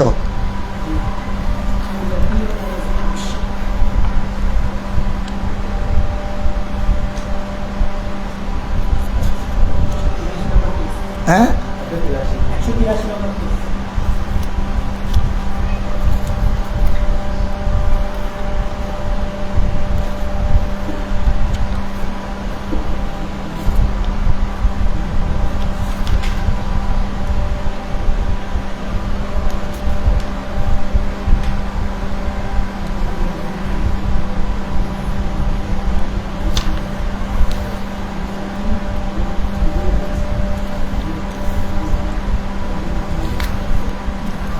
এবার আমি শুরু করছি, তোমরা দেখো। বিসমিল্লাহির রহমানির রহিম। আজকে তোমাদেরকে কিছু মুকদ্দমা বলে আমরা মূল কিতাবটা শুরু করে দিলাম। আল কায়দাতুস সালিসা লাকিন লা ইয়াজুলু বিশক ওয়া দলিলুহা মা রাওয়াহু মুসলিমান আবি হুরায়রা মারফুআন ইযা ওয়াজাদা আহাদুকুম ফি বাতনিহি শাইআন ফাশকাল আলাইহি আখরাজা মিনহু শাইউন আম লা ফালা ইয়াখরুজুন্না মিনাল মসজিদ হাত্তা ইয়াসমা সাউতান حتى يسمع صوتا أو يجد ريحا وفي فتح القدير من باب الأنجاس ما يودعها فنسوق عبارته بتمامها قوله تدخير النجاسة واجب بقدر الإمكان وأما إذا لم يتمكن من الإزالة لخفاء خصوص المحل المصاب مع العلم بتجنيس الثوب قيل الواجب غسل طرف منه فإن غسله بطهر أو بلا طهر طهورا وذكر الوجه يبين وذكر الوجه يبين أن لا أصل للطهر وهو أن يغسل بعده مع أن الأصل طهارة الثوب وقع الشك في قيام النجاسة لا احتمال كون المغسول محلها فلا يقضي بالنجاسة بالشك كذا أورده الأزبيجابي في شرح الجامع الكبير. قال وسمعت الإمام تاج الدين أحمد بن عبد العزيز يقوله ويقيسه على مسألة في السياد الكبير هي إذا فتحنا حصنا وفيهم ذمي لا يعرف لا يجوز قتلهم لقيام المعنى بيقين فلو قتل البعض أو خرج حل قتل الباقي للشك في قيام المحرم كذا هنا قلنا تفصيل. প্রথমে তোমরা ধরো কায়দা 3 নম্বর কায়দাটা দেখো আলেকিনু একিন যেটা নিশ্চিত নিশ্চিতভাবে যেটা তুমি জানো ওইটা জায়েল হয় না শকের দ্বারা ওইটা কি হয় না।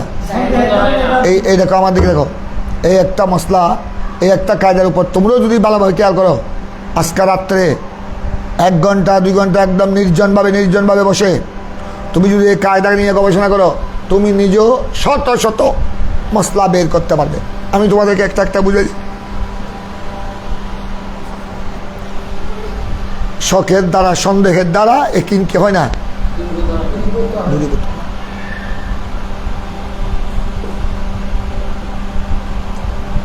আর কিছুক্ষণ পর আধা ঘন্টা পর জোহরের আজান হবে, মসজিদে বা জমার নামাজ হবে। তুমি 1 ঘন্টা আগে তোমার পায়খানা প্রস্রাবের হাজত হলো, একসাথে তুমি অজু করলা, এই নিয়তে অজু করলা। এখন 11টা বেজে গেছে, আমি অজুটা করে ফেলি, আমি কিতাবও পড়বো, কোরআন হাদিস ফাঁকা ফতুয়ার কিতাবও পড়বো, সাথে সাথে জোহরের রক্ত হলে ওই আমাকে আর নতুনভাবে অজু করতে হবে না, এই অজু দিয়ে আমি নামাজ আদায় করব। এখন তুমি এই নিয়তে অজু করলা, প্রায় 11টা সকাল, বেলা 11টায় তুমি অজু করলা, 1টায় হবে জোহরের আজান মসলান। এই 2 ঘন্টা তুমি ফাঁকা ফতুয়া কোরআন হাদিস তফসির পড়লা। যখন যে মাত্র জোহরের আজান হলো তোমার মধ্যে একটা সন্দেহ আসলো, অজু করেছি প্রায় 2 ঘন্টা আগে, 11টায় প্রস্রাব করার পর অজু করেছি, কোনো ফিস করে কোনো বের হয়েছে কিনা, বাতাস টাতাস কোনো বের হয়েছে কিনা, একটু তোমার সন্দেহ লাগছে। কোনো প্রস্রাব করেছি প্রায় 2 ঘন্টা আগে, কোনো প্রস্রাবের রাস্তা দিয়ে কোনো 1 ফোঁটা আধা ফোঁটা বের হয়েছে কিনা। অজু করেছ ওইটাই কিন, আর এটা হলো সন্দেহ বের হয়েছে কিনা, এটা হলো কি এটাই কিন নয়। এই সন্দেহের দ্বারা তোমার একিন কি হবে না। সুতরাং এই জাতীয় সন্দেহের দ্বারা তোমাকে আবার দ্বিতীয়বার উজু করতে, এই জাতীয় সন্দেহ এগুলি ধর্তব্য নয়, শরীয়তের দৃষ্টিকে এগুলোকে ফেলে দাও। এরকম যত সন্দেহ আছে উসকো চুরমার করে দো, উসকো প্যাকে দো। এরকম হলে মানুষ তো দুনিয়াদারি কিচ্ছু করতে পারবে না। যতবার শখ আসবে ততবার যদি তুমি অজু করতে যাও তো তুমি অজু করতে শেষ। গোড়া দিন অজুর মধ্যে তুমি পড়ে থাকবে, অজুখানায় বসে থাকতে হবে, পুকুরে বসে থাকতে হবে, আর তোমার সংসার তোমার কর্মজীবন কিচ্ছু। এই জন্য দেখো ইসলামী শরীয়তের কায়দা কত সুন্দর আমাদেরকে একটা ব্যবস্থাপনা দিয়ে দিলেন। অর্থাৎ তোমার এই সমস্ত সন্দেহ আসলে এগুলো তুমি ধর্তব্য নয়, এগুলোর দিকে লক্ষ্য রাখবে না। তুমি তো অজু করেছো, এটাতে কনফার্ম, এটা দেখি ওই অজুর ওই একিনের দ্বারা ওই একিনের মাধ্যমে তুমি কি করে ফেলো, নামাজ আদায় করো, বিলকুল তোমার নামাজ কি হয়ে যাবে।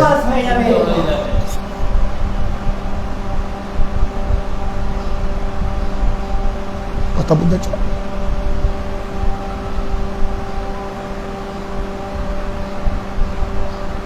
আলেকিনু তুমি প্রবাসী, হঠাৎ তোমাকে প্রবাসে চলে যেতে হবে, কর্মস্থল থেকে ফোন এসেছে তোমাকে এতদিনের মধ্যে এত তারিখ যোগদান করতে হবে। এখন তোমার জন্য তোমার মা বাবা, তুমি উপযুক্ত হয়েছ, টাকা পয়সা রোজগার করছো, একটা পাত্রী ঠিক করে ফেললো। তোমারও কিছুদিন টাকার নিয়ত ছিল, কিন্তু হঠাৎ করে ওখান থেকে কোম্পানি থেকে রিং মোবাইল চলে আসলো, দুবাই থেকে, আমেরিকা থেকে, কুয়েত, জার্মান, সৌদি আরব থেকে, যা আপনাকে এত তারিখের মধ্যে 2 দিনের মধ্যে যোগদান করতে হবে, 3 দিনের মধ্যে, এই তারিখের মধ্যে আপনাকে যোগদান করতে হবে। এখানে আমাদের একটা সমস্যা হয়েছে, এখন আপনাকে 3 দিন 4 দিনের মধ্যে চলে যেতে হবে। এখন মা বাবারা তো আপনার ছেলের জন্য কি ঠিক করেছে, এখন এরা তো আর এখন সময় আছে মনে করে এরা আগদের ডেট টাইট কিচ্ছু মিস করে নাই। এখন তুমি যখন বললো তাদের উপর গোড়া আসমান ভেঙে ফেললো, এখন কি করা? আবার তুমি যে চলে যাবে, আবার কখন আসবে? হয়তো মেয়ে কিন্তু বড় লোকের মেয়ে সুন্দরী, রূপসী, শিক্ষিতা, জ্ঞানী, গুণী, সৎ চরিত্রের অধিকারী, চরিত্রবান, আদর্শবান। তো এই ধরনের মেয়েদের তো চাহিদা। হ্যাঁ, এখন যদি আগ্ধ না হয়, তুমি যাওয়ার ভিতরে যদি আগ্ধতা হয়ে না যায়, তখন হয়তো এই মেয়ের মা বাবা তাকে অন্যদিকে বিয়ে দিতে কি হয়ে যাবে, বাধ্য হয়ে যাবে। কারণ এই মেয়েকে নিয়ে খুব তাবাতাবাই চলছে। এরকম কিছু মেয়ে আছে তো, ভালো পরিবারের ভালো মেয়ে, আর কিছু মেয়ে আছে এদের কোনো চাহিদা নাই, তাদের কোনো পাত্র আসতেছে না। সব মেয়ে তো আর একরকম, ছেলেদের মধ্যে যেরকম ভালো খারাপ আছে, ভালো মন্দ আছে মেয়েদের মধ্যে। এখন তুমি কি করলা? তোমার মা বাবা বললো, ছেলে তুই কি করলি এটা? এখন আম্মু, আমার তো কিছু করার নাই, আমারও তো মনে আশা করে আসছিলাম আপনাদেরকে সাথে নিয়ে কিছুদিন থাকবো, সময় কাটাবো। আচ্ছা ঠিক আছে, এখন দুনো পক্ষের কথা বলে আগদের ডেট হয়ে গেল, ঠিক আছে, আপাতত আগটা হয়ে যাক। আচ্ছা ঠিক আছে, আপনার মেয়ের সাথে যখন আমার ছেলের সাথে কথাবার্তা হয়েছে, আগটা হয়ে যাবে। আমার ছেলে ইনশাল্লাহ ওখানে যোগদান, ওটা কি সমস্যা হয়েছে ওইটা সলভ করে ইনশাল্লাহ আমার ছেলে সামনে আসবে। তারপর আমরা আমাদের বৌমাকে উঠিয়ে নিয়ে আসবো, একটু খাওয়া দাওয়া মেহমানদারির ব্যবস্থা করে। ওরা রাজি হলো, তোমার আগ্রহ হয়ে গেল। আগ্রহ হয়ে যাওয়ার কারণে তোমার আর সময় হাতে নাই, করে সহবাস হয় নাই, স্বামী স্ত্রী মিলন হয় নাই, কিন্তু আগ্রহ হয়ে গেল, সব হয়ে গেল, আগ্রহ হয়ে গেল। তুমি এবার করে বিদেশ চলে গেলা, আবার 6 মাস 1 বছর পর আসলা।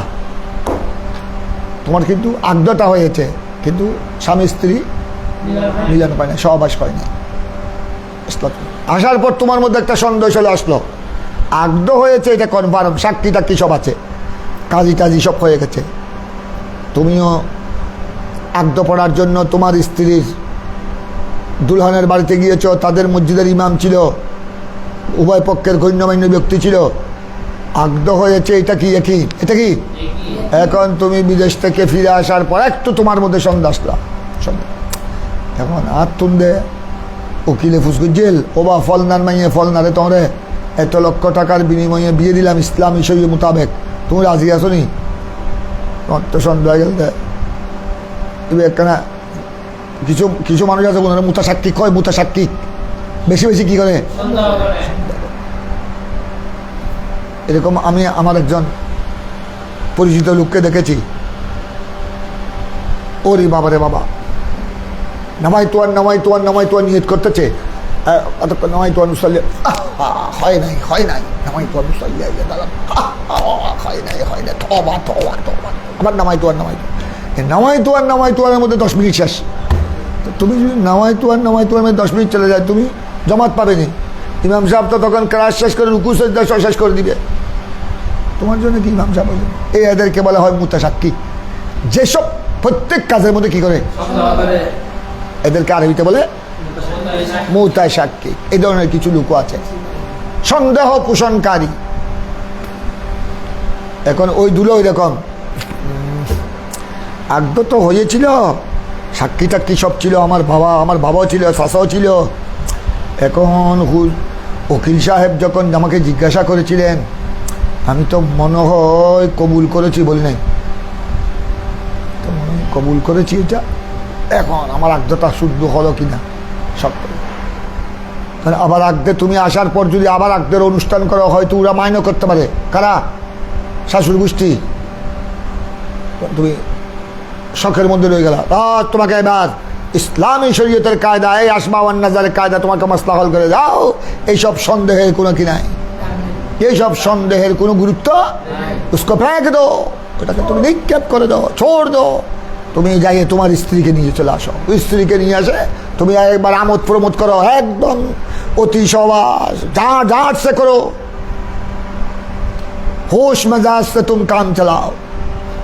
তোমার যখন আগ্রহ হয়ে গেছে, এখন আর কোনো বাধা, কোনো বাধা নেই। আর তুমি এভাবে সন্দেহ করলে তো সন্দেহের মধ্যে থেকে যাবে। আর স্বামী স্ত্রী আবার কি হবে না, সাক্ষাৎ হবে না, সহবাস হবে না। তখন দেরি করলে তোমার স্ত্রীও তোমাকে মাইন্ড করবে, শাশুড় গোষ্ঠীও মাইন্ড করবে। ওহের থেকে মর্দামি নাই মানলার, পুরুষত্ব নাই মানলার, ইবে হোঁতার কা বেশি। ইবে হন বউয়ের লোক হন মুজামেদ গিতে ডরাননি হন, ইবে হন কাপুরুষ নি হন। তখন তো তোমার জোয়ানি নিয়ে মানুষের মধ্যে কি আসবে, প্রশ্নের সম্মুখীন তোমাকে হতে হবে। এই জন্য শরীয়ত তোমাকে ফয়সলা দিয়ে দিল, আজ সমস্ত সন্দেহ টন্দেহ বাদ দাও।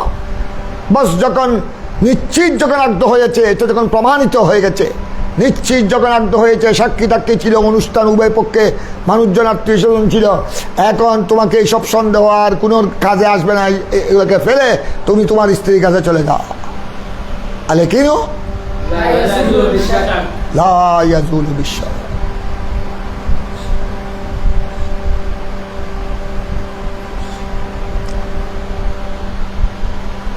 জোহরের নামাজ পড়লা, তোমার ভাগ্যে কি? আমি একদম আমার শরীরে পাক ছিল, আমার কাপড়ও পাক ছিল, আমার জাগাও পাক ছিল।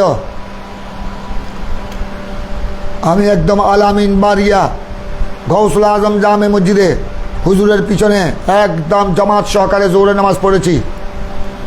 পাক্কা তোমার কি? এর মধ্যে কোনো সন্দেহ? 1 ঘন্টা 2 ঘন্টা পর অত সন্দেহ কি?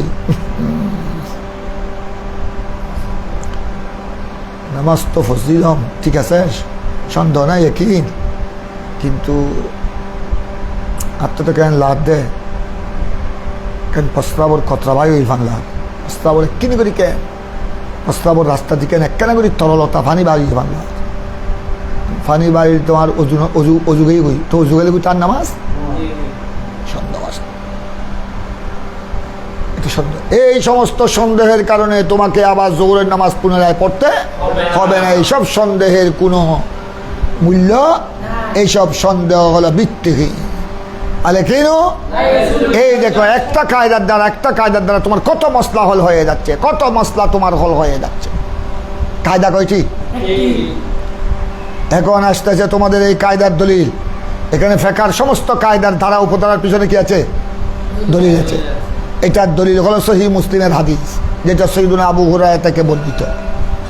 ওয়া দলিলু মা রাওয়াহু মুসলিমান আবি হুরায়রা মারফুআন, এটা মারফু মানে হাদিসে মারফু।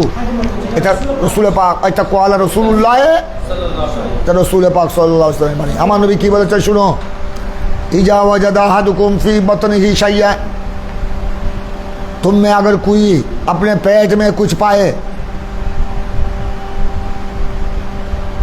আমরা বৈষম্য ফ্যাট নরম হতে না মাসে হদমার ফ্যাট নরমই কেন করে? ফ্যাটের ভিতর কলকল করে না, ফেরা আওয়াজ দেয়, বুট বুট করে। ভালো করে খেয়াল করো, তখন আপনার ফ্যাটের মধ্যে যদি, এটা হলো গ্যাস্ট্রিকের সমস্যা, বদহজমি, যাকে বলা বদহজমি, তখন আপনার বেশি বেশি বায়ু বের হয়। এই কারণে তোমার সহিহ মুসলিম শরীফ হাদিস, রাসূল পাক সাল্লাল্লাহু আলাইহি ওয়াসাল্লাম ইরশাদ করেছেন, তোমাদের মধ্যে কেউ যদি পেটের সমস্যা দেখে, পেটে যদি সমস্যা দেখে, এখন দেখো ফাসকাল আলাই, তার উপর এসকাল হয়ে গেল, তার জন্য এসকাল হয়ে গেল, এসকাল মানে তার জন্য এসকাল হয়ে গেল। अखराजा मिनहु शैउन अमला अलिफ इस्तिफहाम, क्या उसके पेट से कुछ निकल आया? তার পেট থেকে পিছনের রাস্তা দিয়ে পায়খানার রাস্তা দিয়ে বায়ু উপর দিয়ে কিছু বের হয়ে কিনা, কিন্তু বের হয়েছে কিনা এটা কিনো, এটা কি সন্দেহ। তুমি কিন্তু পাক্কা তোমার কি তুমি ওযু করে নামাজে দাঁড়িয়েছ, নামাজে দাঁড়ানোর পর তোমার মধ্যে সন্দেহ আসলো, আয় তো ওযু করি, আজ দিন নামাজ চলে লাজ দেখতে, আর ফেরে বুট বুট গজিয়েল, আর ফেরে বট বট বট বট ফটফট গজিয়েল, আওয়াজ গজিয়েল। এখন এই আওয়াজের সময় কোনো কিছু আর পিছনের রাস্তা দিয়ে কোনো ভাই আহারাজা মিনহু সাইয়া আমলা, তখন হবে এই সন্দেহের কারণে। দেখো এই সন্দেহের কারণে তোমার নামাজ ভঙ্গ হবে না, কারণ তুমি তোমার একিন আছে, তুমি ওযু করে নামাজে দাঁড়িয়েছো, এটা হলো ওকিন। আর ওযুর পরে ফেট বট বট করেছে, ফটফট করেছে, কিছু বের হয়েছে কিনা, এটা হলো সন্দেহ। শখের কারণে কিন কি হয় না, জায়েল হয় না, দূরীভূত হয় না। সুতরাং তুমি আসার পথে তোমার ফ্যাটের মধ্যে যে আওয়াজ বট বট ফটফট, যে সন্দেহ তোমার হয়েছে, এটার দ্বারা তোমার নামাজ নষ্ট হবে না। তুমি আবার মুসল্লা থেকে মসজিদ থেকে বের হয়ে অজু করতে হবে না, কারণ এখানে প্রত্যেক শখের দ্বারা যদি তুমি এভাবে নামাজ ছেড়ে চলে যাও, তো আবার যাই অজু করে যাবে, সে বলতে আবার তো সন্দেহ আবার ইট পারে, কথা বুঝছো না? তো বারবার যদি তুই অজু হবার করিবে, হবার নামাজ ভাঙিবে, তাই শরীয়তের বিধান একদম তোমাকে সহজ করে দিল। তো এটার দলিল এই আলাকিনুল আয়াজুল বিশ্বকের এটা মেইন দলিল হলো হাদিসে রসুল, সহিহ মুসলিম শরীফে হাদিস, রসুল পাক সাল্লাল্লাহু আলাইহি সাল্লাম ইরশাদ করেছেন, ইজা ওয়াজাদা আহাদুকুম ফি বাতনিহি শাইআন ফাশকাল আলাইহি, अभी उस पर इश्काल आ गया, इश्काल एतराज, तार मध्य एतराज আসলো, প্রশ্ন আসলো, আখারা জামিন গোসাইয়ুন হামলা, क्या उससे कुछ निकला, क्या नहीं निकला, পিছনের রাস্তা দিয়ে কিছু বের হয়েছে কি না, তখন এই সন্দেহের কারণে লা ইয়াখরুজুন্না মিনাল মসজিদ, সেই মসজিদ থেকে কি হবে না, বের হবে না, হাত্তা ইয়াসমা সাউতান আও ইয়াজিদা রিহান, যতক্ষণ পর্যন্ত আওয়াজ শুনবে না, ওই বায়ুর আওয়াজ অথবা আও ইয়াজিদা রিহান, অথবা গন্ধ যতক্ষণ পাবে না। এই কে আল্লাহ তোমার তো ওযু ভেঙে গেছে, বায়ু বের হয়েছে, এটার কি হলো, অথবা তোমার নিজের কানে আওয়াজ শুনতে হবে, কারণ ওখান থেকে বাতাস বের হলে আওয়াজ বের হয়, দুম করে আওয়াজ বের হয়, আওয়াজ বের হতো, অথবা আওয়াজ বের না হলেও গন্ধ অনুভব করতে হবে। গন্ধ যদি অনুভব করো, এটাই কিন হয়ে গেল, তোমার ওযুকে হয়ে গেছে। এটা যতক্ষণ হবে না, যতক্ষণ তুমি পিছনের রাস্তা দিয়ে আওয়াজ শুনবে না, অথবা যতক্ষণ তুমি গন্ধ পাবে না। শুধু সন্দেহের দ্বারা তোমার ওযু ভাঙবে না, তোমাকে মসজিদ থেকে, জমাত থেকে, জায়নামাজ থেকে তোমাকে কি হতে হবে না, বের হতে হবে না। আল-ইয়াকিনু লা ইয়াজুলু বিশ-শাক।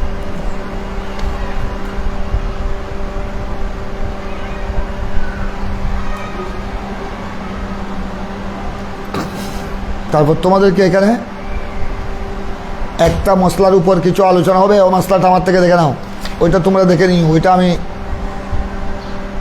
লফজান পড়াবো না, তোমরা দেখে নিও। তোমরা এখন কিতাবুল আসবাব ওয়ান নাযায়ের অনেক পড়েছ, কায়দা উলা পড়েছ, কায়দায় সানিয়া পড়েছ ইতিপূর্বে, এগুলি তোমরা বুঝবে। আমি এমনি তোমাদেরকে মশলাটা শুরু বলে দিই। ফতুল কদিরের একটা মশলা, হেদায়াত শরা ফতুল কদির, বাবুল আনজাস, আনজাস না আনজাস, নজসুনের জমা, অপবিত্র হওয়ার ভাব, অপবিত্র হওয়ার অধ্যায়। এই ভাবের মধ্যে ফতুল কদিরের মুসান্নিফ ইমাম ইবনে হুম্মাম কামালউদ্দিন হানফি, উনি একটা মশলা লিখেছেন। মশলাটা দেখো, আমার দেখে শুনো মশলাটার, আমি তোমাদেরকে এদিকে দেখো,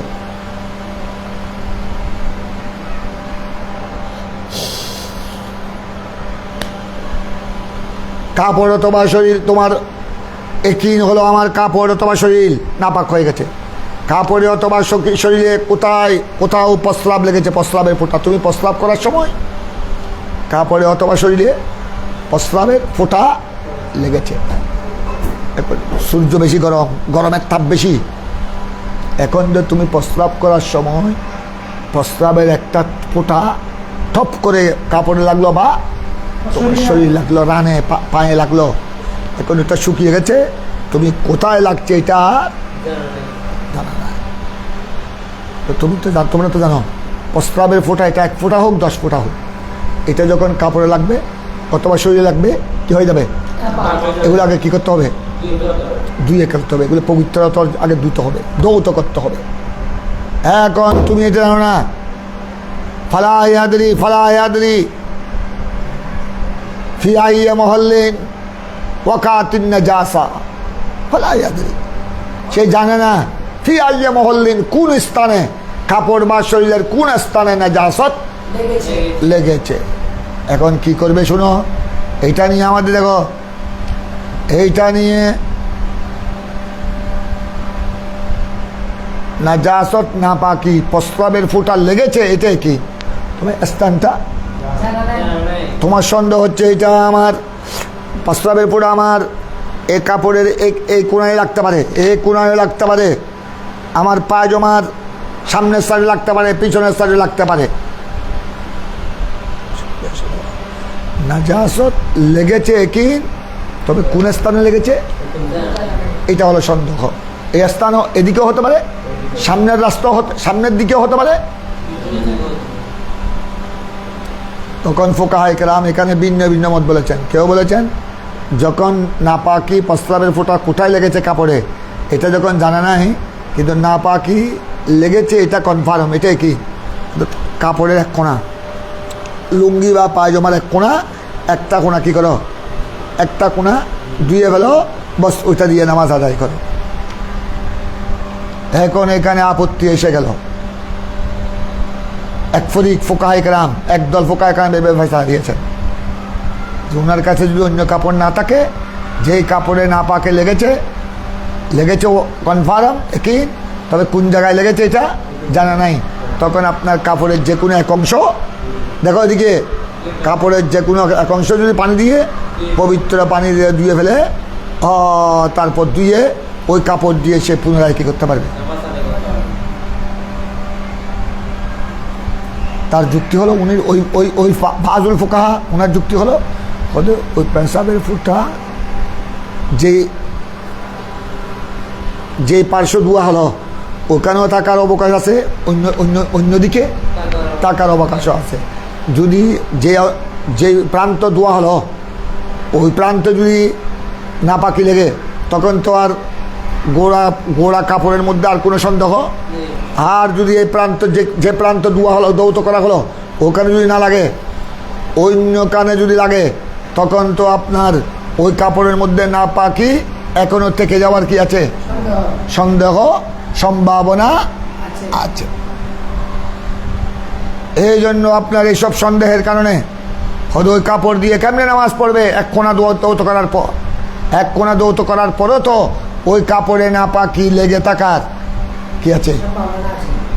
এই জন্য নিরাপদ হলো, এহতিয়াত হলো, যদি আপনার প্রস্রাবের ফোঁটা তোমার এই কাপড়ে পাঞ্জাবি পায়জামা বা লুঙ্গি এখানে লেগেছে, এটা 1 ফোঁটা হোক 2 ফোঁটা হোক লেগেছে, এটা কনফার্ম কি, কিন্তু কোন স্থানে লেগেছে, কোন দিকে লেগেছে জানাই, হয়তো তখন এহতিয়াত হলো গোড়া কাপড়ে কি করতে হবে, গোড়া লুঙ্গি গোড়া পায়জামায় কি করতে হবে, এটাই হলো এহতিয়াত। এটা হলো তোমার প্রশ্ন আসতে পারবে, আমার তো কাপড় আরেকটা নাই, আমি কি ওই ভিজা কাপড় দিয়ে নামাজ পড়বো, কোনো অসুবিধা নেই।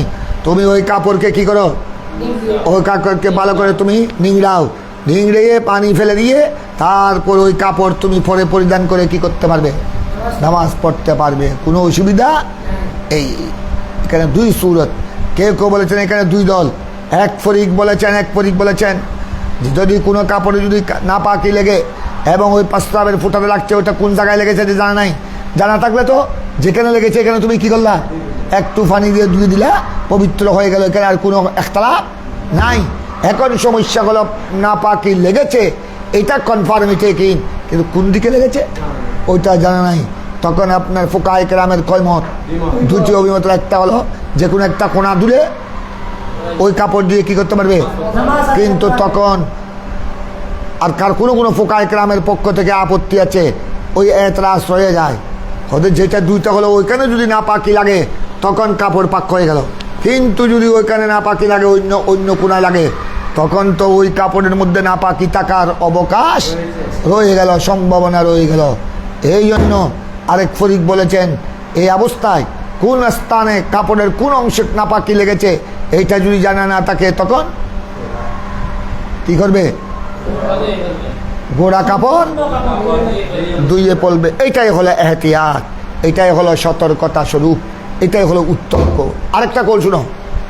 আর কেউ কেউ বলেছেন এই অবস্থায় তাহারি করবে, যেভাবে তোমরা নামাজের মধ্যে তাহারি বাবু তাহারি পড়েছ, বাবু তাহারি ফি সালাত, নামাজের মধ্যে যেভাবে তাহারি আছে এখানেও যদি কাপড়ের লুঙ্গিতে এক কোনায় যদি পেশাবের পোঠা লাগে এক জায়গায়, কিন্তু কোন জায়গায় লেগেছে এটা জানা নাই, ওদের তখন তাহারি করবে। কি করবে? যেমন তুমি একা এমন মরুভূমিতে সফর করছো, মরুভূমি, ওখানে কোনো গাছটাছ নাই, মানুষজন নাই, ওখানে কোনো ঘর বাড়ি নাই, ক্যাবলা কোন দিকে তোমার জানা নাই, এভাবে জানার কোনো ব্যবস্থা নাই, আকাশও মেঘাচ্ছন্ন, সূর্যও দেখতেছ না, কাউকে জিজ্ঞাসা করারও কোনো সুরত নাই, তখন তুমি কি করবা? মানুষ দেখলে জিজ্ঞাসা করতে পারবে ক্যাবলা কোন দিকে, কাবা কোন দিকে, পশ্চিম কোন দিকে, কিন্তু এরকম কোনো সুযোগ নাই। তখন আর দিক নির্ণয় করার কোনো যন্ত্র নাই, তখন তুমি কি করবে? তাহারি বলা না, তাহারি মানে অন্তর থেকে কি দিবে? সাক্ষী দিবে, অন্তর থেকে সাক্ষী দিবে। তুমি নিজে নিজে খেয়াল করবে কোন দিকে হতে পারে, কোন দিকে হতে পারে। তোমার অন্তরে বলছে এদিকে হয়তো ক্যাবলা, অন্তর যদি বলে এদিকে, তুমি ওইদিকে কি করে আল্লাহু আকবার বলে কি শুরু করে দিবে। হয়তো ঠিক আর ফরিদ বলেছিলেন এখানে তাহারি করবে। লুঙ্গির এক কোনা, লুঙ্গির যদি কোনো জায়গায় না পাকি লাগে, হ্যাঁ, এবং এইটা যদি আপনার কোন জায়গা যদি চিহ্নিত না হয় কেমন, তখন কি করবে? তাহারি করবে। তাহারি করে অন্তর যেদিকে সাক্ষী দিবে, অন্তর যেদিকে সাড়া দিবে সেদিকে দৌত করলে চলবে। কিন্তু তারপরেও তো এতরাজ থেকে খালি নয়, কারণ অন্তরে সাক্ষী দিলে, দেখো অন্তরে সাক্ষী দিলে আমার এই কোনায় কাপড়ের লুঙ্গির এই কোনায় না পাকি লাগতে পারে, সাক্ষী দিলে তো আমি ওইটা দিয়ে দিলাম, তারপরেও তো এটা একই হলো না যে না পাকিতে চলে গেলেও, তখন তো এটা তো হতে পারে অন্তর যেদিকে সাক্ষী দেয় নাই ওদিকে তো না প্রস্রাবের ফোঁটা পড়ার কি আছে সম্ভাবনা আছে। এই জন্য আপনার এহতিয়াত হলো সম্পূর্ণ লুঙ্গি, এই অবস্থায় সম্পূর্ণ লুঙ্গি জানা থাকলে তার কোনো সন্দেহের অবকাশ নাই। জানা থাকলে যেদিকে না পাকি রেখেছে ওইদিকে একটু তুমি বালা করে পানি ছিটকা দিলা, অথবা একটু পানি দিয়ে খসালে দিলে, বাস কাম হয়ে গেয়া। এখন কিন্তু কোন স্থানে লেগেছে ওইটাতে কি নাই, তায়াক্কুন নাই, ইয়াকিন নাই, তখন এই তিন কৌল। তবে এখানে সবচেয়ে এহতিয়াত সতর্কতা কৌল হলো কোনটা? লুঙ্গি। এটাই হলো এহতিয়াত, এটাই হলো সতর্কতা। এটা হলে তখন আর কোনো এসকাল থেকে কোনো এসকালের কোনো সুযোগ, এগুলা তোমরা দেখে নিবে। সামনের দিকে চলে আসো।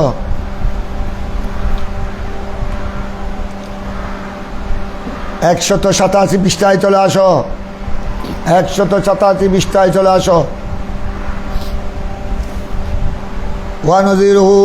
নজিরুহু 356 নম্বর মসলা, 356 নম্বর মসলা দেখো। ওয়ানজিরুহু কওলুহু মাল কিসমাতু ফিল মুসলা মিনাল মুতাখারা ইয়ানি আন্নাহু লা তানাজ্জাসা বাদুল বার সুম্মা কুসিমা তাহুরা লেউ কুইশাত ফি কুল্লি জুজিন হাল হুয়াল মুতানাজ্জিস আওলা কুলতু ইয়ানদারজু ফি হাযিল কাদা কওয়াইদ মিনহা কওলুহু মাল আসলু বাকাউ মা কানা লা মা কানা ওয়া তাতাফাররাউ আলাইকা মাসাইল মিনহা মান তায়াক্কানা তাহারা ওয়া শাক্কা বিল হাদাস ফাহুয়া মুতাতাখিরুন ওয়া মান তায়াক্কানা আল হাদাস ওয়া শাক্কা বিত তাহারা ফাহুয়া মুহদাসুন কামা ফিস সিরাজিয়া ওয়া গায়রিহা। আর কিছু নজির দেখো এই কায়দার, নজির মানে দৃষ্টান্ত, উপমা। আরও কিছু নজির দেখো ফুকাহা ইকরামের কৌল। আল কিসমতু ফিল মুসলা, আমাদের দেখো মশলাটা বুঝে নাও। আল কিসম মানে তকসিম, তকসিম মানে বুঝো ভাগ করা, বন্টন করা। ফিল মুসলা বুঝো, আমাদের দেখো ফিল মুসলা, আশিয়ায় মুসলা বুঝো। আশিয়ায় মুসলা হলো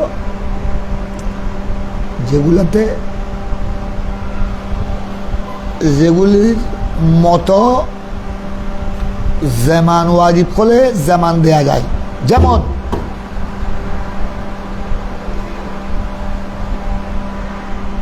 আমার 20 কেজি গম, আমার 20 কেজি গম আমি আমার 20 কেজি গম আমি হাটে এনেছি বিক্রয় করার জন্য। 20 কেজি গম তুমি সাঁ করে ওদিক থেকে এসে আমার গমগুলা ফুলের মধ্যে, কাদার মধ্যে, পাহানা প্রস্রাব এরকম পানির মধ্যে ঢেলে দিলা, ফেলে দিলা। আমি তোমাকে ধরে ফেললাম ঝাপটায়, মানুষজন ছিল সবাই ধরে ফেলল। এই তুই এটা কি করলি? ওনার 10-20 কেজি গম বলো, চাউল বলো। আমাদের দেশে এখন আছে, গ্রাম অঞ্চলে টাউনে আছে, যারা চাষবাস করে তারা আপনার ওই মহরম মাস আসলে এরা অনেকে খাইলে দিলা চাউল, খাইলে দিলা দান করে। তো ওগুলো মহরম মাসে একটু বালাকে আপায় চিকন চিকন চিকন চৌল, খুশবোওয়ালা চৌলের দাম বেশি পাওয়া যায়। অন্য সময় থেকে 150 টাকা 200 টাকা পর্যন্ত নিয়ে ফেলে।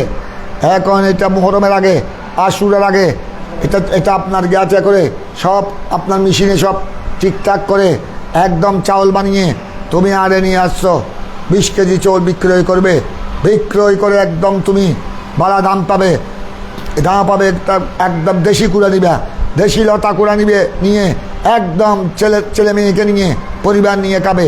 যেহেতু হাদিসে পাকে আছে আশুরার দিন যারা মানওয়াসা, যারা খানা পিনা ওয়াসাত করবে, আশুরার দিন আহলে আয়ালকে নিয়ে আল্লাহ তাবারক ওয়া তাআলা গোড়া বছরের জন্য তার রিজিক ফরাগত করে দেন। আশুরার দিন নিজেও পরিবারকে খাওয়াইবে ভালো খানা, তৌফিক থাকলে পার্শ্ববর্তী কোনো গরিব মিসকিন থাকলে তাদেরকে দিবে। এটার দ্বারা আশুরার দিন ভালো খানা পরিবেশন করালে আহলে আয়াল সহ এলাকার গরিব মিসকিন সহ আল্লাহ গোড়া বছরের জন্য তার রিজিক ফরাগত করে দেয়। এই জন্য আমাদের মুরব্বীরা আশুরার দিন কি দেয়? ফাতিহা দেয়, মুরব্বীদের নামে ফাতিহা দেয়। তো ওই দিন একটু ভালো চাউল দিয়ে ফাতিহা দেয়, ভালো চাউল দিয়ে বাদ করে ওই খাইলে দিরা, ওই আপনার দামি দামি চাউল যেগুলি চিকন চিকন খুশবোওয়ালা, একদম যখন লাগে চুলার মধ্যে একদম খুশবো, গোড়াগড় খুশবো হয়ে যায়। এগুলো খুশবোর মধ্যে এমনি তরকারি ছাড়াও এমনি চলে যায়, কিছু ভিতরে কয়েক গ্লাস এমনি চলে যায়।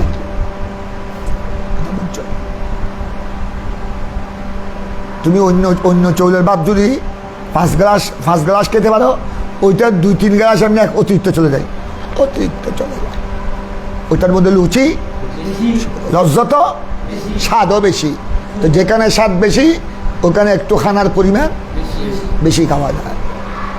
এটা পরীক্ষিত, এটা হাজা মুজাররা। তারপর এখন দেখো মুসলা, আমি তোমাকে মুসলার কথা বলি। এখন সবাই তাকে ধরে ফেললো, এই তুই এটা জরিমানা দে, এটার এগুলা মশলা বলা হয় যেগুলার মতো পাওয়া যায়। তো যেই চাউল তুমি নষ্ট করছো এটার মতো যেহেতু আছে, গম বলো চাউল বলো এগুলোর মতো আছে, তখন তোমাকে ওইটা, তখন আমার এটা চাউল ছিল 20 কেজি, তো তোমাকে সবাই তাকে বলে 20 কেজি চাউল তুমি তাড়াতাড়ি জরিমানা দাও। আমার এখানে গম ছিল 20 কেজি, 20 কেজি গম দিয়ে দাও। এইটা হলো আপনার মুসলা মানে যেখানে মতো জরিমানা দেওয়া যায়। মতো দেওয়ার কি আছে? সুযোগ আছে। ভালো করে খেয়াল করো, একটা ছাগল, তোমার একটা সামনে মেয়ের বিবাহ, ছেলের বিবাহ, টাকার দরকার, তুমি করে ছাগল পালো কয়েকটা, হাসি একটা বড় হয়েছে, তুমি ওই হিসেবে লিখেছ এটা আমার মেয়ের বিয়ে সামনে আসবে, মেয়ের বিয়ের ছেলে বিবাহ, অন্তর থেকে যদি আমি মোটা সাটা করতে পারি আমি একটা অ্যামাউন্ট পাবো। ওই যে হাসি একদম মাশাআল্লাহ একদম খুব হৃষ্টপুষ্ট হয়েছে, মোটা তাজা হয়েছে, ওইটা তুমি হাটে নিয়ে আসলা, হাট বাজারে নিয়ে আসলা, ওটা প্রায় 25,000 30,000 দামের একদম মোটা সাটা হাসি। এখন এক জালেম, এক কম বক্ত জালেম আছে, তোমার হাসিকে কাস্টমার জমে গেছে, কেউ বলছে আমাকে 20,000 দেবো, কেউ বল 25,000। এখন তুমি যখন বেশি দরদার হচ্ছে, তোমারও খুশি লাগছে, হ্যাঁ ঠিক আছে, যেটা যার থেকে ভালো দাম পাবো তাকেই দিয়ে দিব। এইভাবে তোমার এক শত্রু এসে পিছন থেকে তোমার হাসির পেটের মধ্যে চাকু ঢুকিয়ে দিল, এমনভাবে ঢুকিয়ে দিল ছাগলটা রক্ত বের হয়ে দরপর করতে করতে মারা গেল। এই অবস্থায় কি ওই ছাগল কেউ নিবে? এখন তাকে ওই শত্রুকে তোমার সবাই ধরে ফেলে, ডাকতে ধরে ফেলল, কিন্তু গৌড়া বাজারে তো তোমার এই ছাগলের মতো এত বড় ছাগল নাই। সবাই যাই ধরবে না রে শয়তান, তুই তার ছাগলকে সে যে বেশি দাম পাবে কত আশা করে নিয়ে এসেছে, তার সামনে তার মেয়ের বিবাহ, তুই তো এটা তার ক্ষতি করার জন্য আশ্বাস জলদি এটা এইরকম ছাগল তাকে ফেরত দে। তো এরকম ছাগল তো গোড়া বাজারে নাই, গোড়া বাজারেও এত বড় ছাগল নাই। তোমার তখন কী করতে হবে, একটা হলো মসলে সুরি, আরেকটা মসলে মানবী। মসলে সুরি মানে মিসলে সুরি, মিসলে মানবী। মিসলে সুরি মানে এরকম একটা ছাগল দেওয়া। তো এরকম ছাগল তো পাবা সব, তুমি বাজারে একটা সব হাড্ডি কোম্পানি, তোমার তার থেকে অর্ধেকও নয়, 3 ভাগের 1 ভাগও নয়। তখন তখন তখন কী দিতে হবে, মিসলে মানবী দিতে হবে, টাকা দিতে হবে, টাকা। এই তখন সবাই এলাকার সবাই হাটের সবাই বসবে, এই ছাগল তো এখনও আছে, এটা কত বড়, কত কারণ সবাই তরাদরি করেছে, কেউ 20,000 কেউ 25,000, সবাই তখন তাকে সবাই সমাধান দিয়ে দেয়, ঠিক আছে তুই যখন এত বড় ছাগল দিতে পারবি না, এত বড় ছাগল তুই কোথায় পাবি, বাজারে তো একটাও নাই, আমরা সব দেখলাম। এখন তুই এই মূল্য পরিশোধ কর, মূল্য সবাই ধার্য করেছে, ঠিক আছে। এই ছাগলের সর্বোচ্চ দাম এসেছে 20,000 টাকা দাম এসেছে, আর কেউ বলেছে 25। তো দুটার মাঝখানে দে, দুটার মাঝখানে হলো 22,500, 22,000 বা 23,000 চলতি পেড কর, এটার নাম মিসলে। যদি এরকম যদি কেউ ক্ষতি করে, একজনের মাল টাল যদি ক্ষতি করে, তখন জরিমানা দিতে হবে, যতক্ষণ পর্যন্ত মিসলে সুরি সম্ভব। মিসলে সুরি মানে বুঝছো তো, মিসলে সুরি ছাগলের বদলা ছাগল, গমের বদলা গম, চাউলের বদলা চাউল, এটা হলে মিসলে সুরি। আর এটা হলে মিসলে, ওইটা যদি মিসলে সুরি যদি সম্ভব না হয়, তখন কি মিসলে মানবী হলে তার রেট, তার মূল্য পরিশোধ করতে হবে। কথাটা বুঝেছ? ওয়ানজিরুহু কওলুহুম আল কিসমতু ফিল মুসলা মিনাল মুতাহাররাত, ইয়ানি আন্নাহু লাউ তানাজ্জাসা বাদুল বুর হই, তোরা বুর এক শব্দ এখানে কয়েকটা আছে, আমার দেখো। একটা হলো আল বিররুল মানে নাকি নেকি, বিররুল ওয়ালিদাইন, মাতা পিতার সাথে ভালো ব্যবহার করা, সৎ ব্যবহার করা, এটা হলো বিররুল মানে নেকি। আরেকটা দেখো, আরেকটা হলো বররুন, 3টা শব্দ আছে এখানে। একটা বিররুন, আমি বলি আগে, একটা হলো বিররুন, আরেকটা বুররুন, আরেকটা বররুন। যখন হবে বিররুন, বার নিচে কসরা যখন হবে, তখন তার অর্থ হলে নেকি। কি হলে বিররুন হলে, যেমন বিররুল ওয়ালিদাইন, আরেকটা বররুন মানে হবে গম, বার উপর পেশ করলে তার অর্থ গম, আল হিংতা আল বররুন। আরেকটা হলো বররুন, যখন বার উপর জবর হবে তখন সিফাতে মুসাব্বা, বররুনে ফালুন, তার অর্থ হবে তখন নেককার পুরুষ, সৎ ব্যক্তি, ভালো ব্যক্তি। কথাটা বুঝছো? 3টা শব্দ বললাম, বিররুন, বররুন, বাররুন। ওই বাররুনের জমা হলো আবরার, এটা বাররুনের জমা। বাররুন মানে কি বললাম, নেককার ব্যক্তি, নেককার ভালো লোক, আল্লাহওয়ালা লোক, এটার আরবি হলো বাররুন। এটা তখন সিফাতে মুসাব্বা, বড়জনে ফালুন, সোয়াবুন, হ্যাঁ সিফাতে মুসাব্বা, এটার জমা আবরার। আরেকটা বললাম কি বররুন মানে কি বললাম, আরেকটা বললাম বিররুন মানে নেকি ভালো, নেকামল।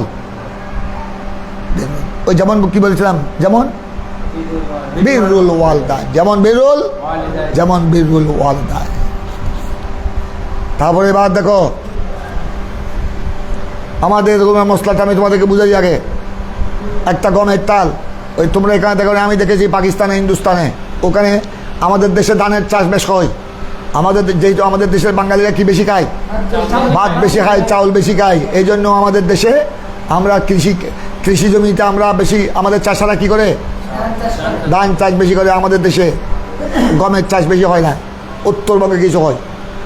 আর গমের চাষটা একটু মরুভূমিতে বেশি হয়, গমের চাষটা একটু ধানের চাষটা পানিওয়ালা জমিতে বেশ হয়, উর্বর জমিতে। আর গমের জন্য পানিওয়ালা জমি লাগে না, মরুভূমি, উপরের জায়গা, শক্ত জায়গা তো গম হয়ে যায়। তোমরা ওখানে গেলে, পাকিস্তান গেলে দেখবে আমাদের দেশে যেরকম বিলকে বিল দুনকে দুন ধানের চাষ দেখা যায়, ওদিকে ধানের চাষ, ওদিকের মানুষরা চাউল কম খায়। এরা চাউল খায় আমাদের মতো চা নাস্তার মতো খায় চাউল, কিন্তু এরা 2 বেলা ফ্যাট ভরে কী খায়? রুটি খায়। এরা রুটি খেতে হবে, এটা রুটি না হলে তাদের ফ্যাট। আরব দেশের মানুষরাও হিন্দুস্তান পাকিস্তানের মানুষেরা, আমরা যেভাবে সকাল বিকাল নাস্তা করি আর 2 বেলা ভাত খাই, এরা কি করে? এরা নাস্তা খায় চাউল দিয়ে, আর কিন্তু সকাল বিকাল দুপুরে আর রাত্রে অবশ্যই তাদেরকে কী খেতে হবে? এটা দস্তরখানের রুটি লাজেম, নান রুটি লাজেম, যে কোনো রুটি থাকতে হবে। রুটি দিয়ে তারা তরকারি দিয়ে, তরকারি সবজি দিয়ে খাক, সবজি বা মাংস, এটা লাজেম খেতে হবে। এরা চাউল খায় কিসের মতো? নাস্তার মতো। আর আমরা রুটি খাই নাস্তার মতো, আর আমাদেরকে 2 টাইম, দুপুরে আর রাত্রে তো অবশ্যই। অনেকেই 3 টাইম খায়, তোমরা তো 3 টাইম খাও, আর কেউ 2 টাইম তো অবশ্যই খাই। তো ওখানে আমি দেখেছি, হিন্দুস্তানও দেখেছি, পাকিস্তানও দেখেছি, আরব দেশও আছে। বিলকে বিল ওখানে আপনার গমের চাষ হয়। তো আমাদের দেশে যেরকম তোমরা দেখো ধানের মৌসুমে, আমাদের দেশে যেরকম ধানের মৌসুমে ওই তোমরা ওই চন্দনাস্টনের দিকে দেখবা রাস্তার পার্শ্বে একদম বিলের থেকে ধান কেটে ওখানে এসে টাল মেরেছে, টাল মেরে রাস্তার পার্শ্বে বা ঘরের উঠানে বা সেখানে। এটা এখন বর্তমানে, আগে তো এভাবে করতো, এখন মেশিন দিয়ে পরিষ্কার করছে। বিরাট ধানের তাল। তো ওখানে করে এগুলা গমের তো ওই ধানের যেভাবে চারা আছে, গমের এরকম চারা আছে। ওখানে কি করে গমের মৌসুমে এগুলা বিল থেকে এনে, চাষ থেকে এনে এগুলাকে এভাবে টাল মারা হয়, গমের টাল মারা হয়। হতা বুঝছো? টাল মারার পর যারা বিক্রয় করে, আপনার ওইখানে ওই টালের মধ্যে, এক টালের মধ্যে 1 মণ 2 মণ এভাবে থাকে, 5 মণ 10 মণ 20 30 মণ 40 মণ 50 মণ। তারপর কাস্টমার আসবে, অনেকে এই টালের মধ্যে বিক্রয় করে ফেলে, কারণ বাজারে নেওয়া এটা মাপর জামিলা। উনি বড় চাষা, উনি এভাবে টালের মধ্যে ওই একটা হিসাব করে রাখবে, এক টাল 50 মণ বা আপনার 20 মণ বা 30 মণ এভাবে রাখবে। বিহারিরা আসবে আপনার, এরা এসে দরদার করে, তারপর উনি ওখান থেকেই নিয়ে যায়। ওদের থাকে ওখানে, তারপর এরা মাফে দরদার করে, প্রতিমন কত, এত, দুপক্ষের দরদার হয়ে গেল, ঠিক আছে, টাকা পেড করে দে। আর ওই ব্যাপারীরা, ওই কাস্টমাররা এসে এখান থেকে নিয়ে যায়। এখন গমের টাল তো দিল, খুব ভালো করে খেয়াল করো। আমাদের দেখো গমের টাল, আমাদের দেশে দেখো ওই ধানের টাল এরকম হয়, কুকুর কয়েকটা উঠে ওখানে মুতে দেয়, অনেক কুকুরে পায়খানা করে দে। এখন রাত্রে তুমি তো চাষা মানুষ, সারাদিন কষ্ট করছো, এগুলো সব স্টক করে টাল মেরে ও ঘরে, তোমার ভিতরে ঘর, এখানে রাস্তার পাশে এগুলো টাল মারছ, কারণ পরের দিন কাস্টমার আসবে। এখন তুমি বেচারা রাত্রে, এখন রাত্রে কুকুর শিয়াল সবাই একবার উঠছে, কুকুর ইচ্ছা মতো বুঝছে, আবার কতক্ষণ পর আসছে শিয়াল রয়েছে, কথা বুঝছো, বালা করে মুছছে। এখন গ্রীষ্মকাল, সকল যখন হলো, তুমি যখন উঠতে ফজরের নামাজ পড়ার জন্য, তুমি যে অনেক চাষা আছে নামাজি, পাক্কা নামাজি, ফজরের নামাজ জমাতে পড়ে, এখন দেখছে তো ওখানে উনি কুকুরে দেখছে, শিয়ালও দেখছে, এবং এরা একটা প্রস্রাব করতেছে, এটাও দেখেছে, এটা কনফার্ম। রাতের গুলা না দেখলো, কিন্তু এটা শুবে দেখেছে। এখন বেচারা হাইরে, আমার এত বড় একটা টাল, এটা তো খাদ্য দ্রব্য, এই কুকুর তো মুতে দিছে। মানুষের প্রস্রাব যেরকম না পাক, কুকুর শিয়ালের প্রস্রাব পাখানো কি না পাক। এখন তুমি তো একজন আল্লাহওয়ালা নামাজি, এখন হাইরে এগুলো যদি আমি এই অবস্থায় বলছি, অথবা তাকে বলে দিতে হবে, অথবা আমাকে পরিষ্কার করতে হবে, নতুবা আমি গুনাহগার হতে হবে। এখন তুমি হচ্ছে ঠিক আছে, আমি নামাজ পড়ে আসি। নামাজ পড়ে আসার পর দেখলা, তখন নামাজ পড়ে তুমি জিকির আজকার করে, ফজরের নামাজের পরে দোয়া দরুদ পড়ে আসতেছ, মা বাবার কবর জিয়ারত করে আস্তে আস্তে যখন সূর্য উঠে গেছে, তুমি আল্লাহওয়ালা মানুষ, একসাথে তুমি জিকির আজকার করতে করতে ও সূর্য উঠে গেলে আশরাকের নামাজ পড়ে তারপর বের হও। এরকম অনেক আল্লাহওয়ালা সুফি বান্দা আছে, একদম তুমি মসজিদে জিকির আজকার করতেছ, দোয়া দরুদ এগুলি পড়তেছ, এলে সূরা ইয়াসিন, সূরা মুলুক वगैरह পড়তেছ, পড়তে একদম সূর্য উঠে গেছে, কিছু উপরে উঠে গেছে, এশরাকের সময় হয়েছে, তারপর তুমি যে না এখন এই অবস্থায় এশরাকটা না পড়ে গেলে অবহেলা আসবে, আমি এবার এশরাক পড়ে তারপর একদম যাব। উনি আবার চাষার একটা তার অভ্যাসও আছে, ওনারা আপনার এশরাক পড়ে আসার সময় চায়ের দোকান থেকে একেবারে কী খাই আসে, চা খেয়ে আসে। এখন তুমি এসে পর তখন সূর্য অনেক উঠে গেছে, তখন তুমি যে ফজরের নামাজের সময় দেখছো ওখানে কুকুর মুততেছে, এখন তুমি তালতো বড়, এখন তুমি দেখতেছ কুকুরের মুত আছে, দেখা যাচ্ছে না। ওই সূর্য যখন গরম হয়েছে আর গ্রীষ্মকাল সব কি হয়ে গেছে, সব শুকিয়ে গেছে। কথা বুঝছো? এখন তুমি কি করবে? এতগুলো টালের মধ্যে পানি দিলে তো অনেক সময় আপনার কাস্টমার আসতে দেখ হলে এগুলো কী হয়ে যাবে, নষ্ট হয়ে যাবে, নিচে মাটি কাদা লেগে যাবে। এত কষ্ট করে তুমি এগুলোকে শুকাইছ, পরিষ্কার করছো, তাল মারছো কাস্টমারের সুবিধার জন্য। আবার যদি এখানে পানি দিয়ে দৌত করে তখন আবার কী হবে যাবে, আবার শুকাতে লাগবে 1 সপ্তাহ, কারণ এখানে বিরাট তাল। এটা তো 50 মণ 60 মণ মানে কম নয়, বিরাট তাল। ছোটো তাল হলে একটু বিলাই দিলা, ছোটো তাল হলে একটু দিয়ে পানি মেরে, আজকে এখন বর্তমান ট্যাপটুপ আছে, ট্যাপটুপ দিয়ে একটু পানি মারলে সুন্দর করে বিলাই দিলা, হয়ে গেল। আবার আধা ঘন্টা 2 ঘন্টা 3 ঘন্টা সূর্যের রোদের মধ্যে ফুটে শুকায় গেল, তোমার তো একটা বিরাট তাল, 50 মণ 100 মণ। এখন তখন কী হবে? এখন বারবার করে গেল হদের তখন তুমি কি করবা? তখন তুমি ওই তালকে তকসিম করে দিবা। ওই তালকে পানি দিয়ে দৌত করা সম্ভব নয়, তখন এই বিরাট তালকে তুমি কি করে দিবা? আল কিসমত তকসিম করবা। ওইটাকে ওই 50 মণকে আপনার 10 ভাগ করে দিবা। 50 মণকে 10 ভাগ করবা, অথবা 50 মণকে 25 ভাগ করবা। 25 ভাগ করলে 1 ভাগে কত পড়বে? 2 মণ। এভাবে কথা বুঝছো? হদে এভাবে তুমি ভাগ করে ফেলো। ভাগ করলে কি হবে? ভাগ করলে তোমার খুব বালা করে তখন আপনার এদিকে দেখো, তখন তোমার আগে তো ছিল মাত্র একটা তাল, ওই একটা তালের মধ্যে কুকুর প্রস্রাব করেছে, ওইটাই কিনছিল। যে মাত্র তুমি ওইটাকে 1 ভাগকে যখন 20 ভাগ করলা, কয় ভাগ হয়ে গেল? এখন 20 ভাগের মধ্যে কি প্রস্রাবটা, ওই কুকুরের প্রস্রাবটা কি এই ভাগে না এইভাবে? এখন তো এইটা আরে কিন নাই, এখন সন্দেহ হয়ে গেল। কুকুরের প্রস্রাবটা এই ভাগেও হতে পারে, এই ভাগেও হতে পারে, এই ভাগেও হতে পারে, এই ভাগেও হতে পারে।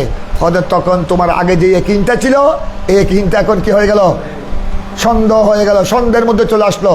আগে এক তালের মধ্যে ছিল কি একিন, এখন সন্দেহের মধ্যে এসে গেল। হদের তখন তুমি এইভাবে আপনার এখন প্রশ্ন এসে গেল, প্রত্যেক তালকে তুমি কি না পাক বলবে কিনা? প্রথম যখন এক তাল ছিল তখন ওইটাকে তুমি না পাক বলেছিলে, যেহেতু ওইটা কনফার্ম, তুমি সুগে দেখেছ। এখন যখন এটা কয় ভাগে ভাগ করলা? 25 ভাগে ভাগ করলা। এখন কি প্রত্যেক জুসকে না পাক বলা যাবে কি না?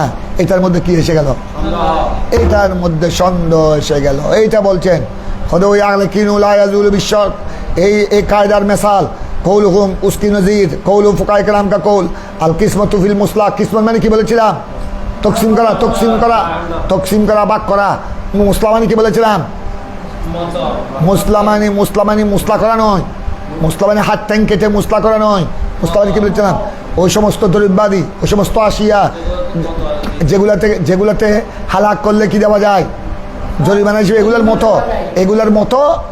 এগুলার মতো মুসলে চুরি দেয়া যায়। এগুলা মিনাল মুতাহারাত। এভাবে এগুলাকে প্রথম এক তাল ছিল, এক তালের মধ্যে কুকুর প্রস্রাব করে দিয়েছে, তখন এগুলাকে যখন তুমি কি করবে?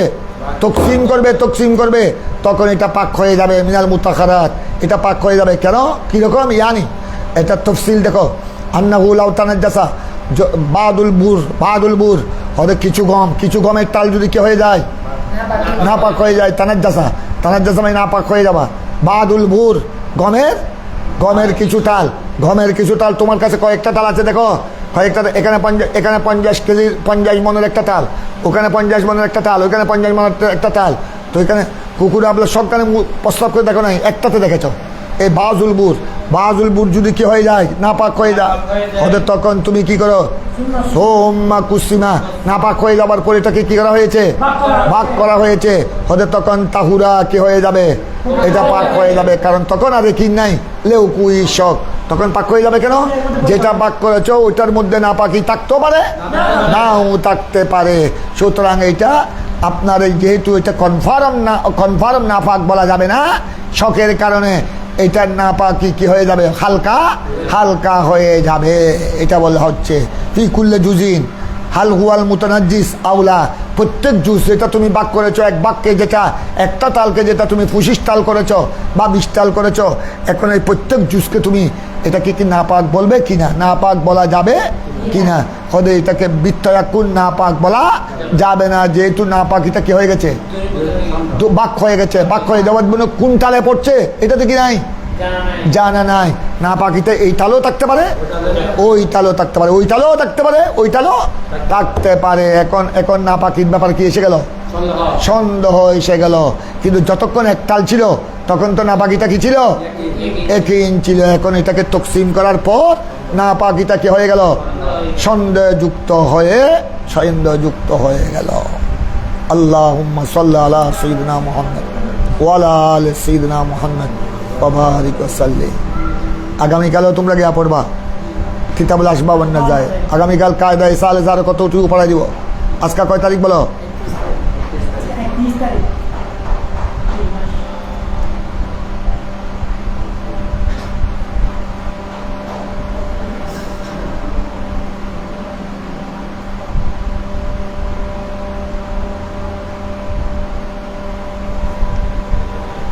আল্লাহুম্মা সাল্লি আলা সাইয়্যিদিনা মুহাম্মদ ওয়া আলা আলি সাইয়্যিদিনা মুহাম্মদ ওয়া বারিক ওয়া সাল্লিম।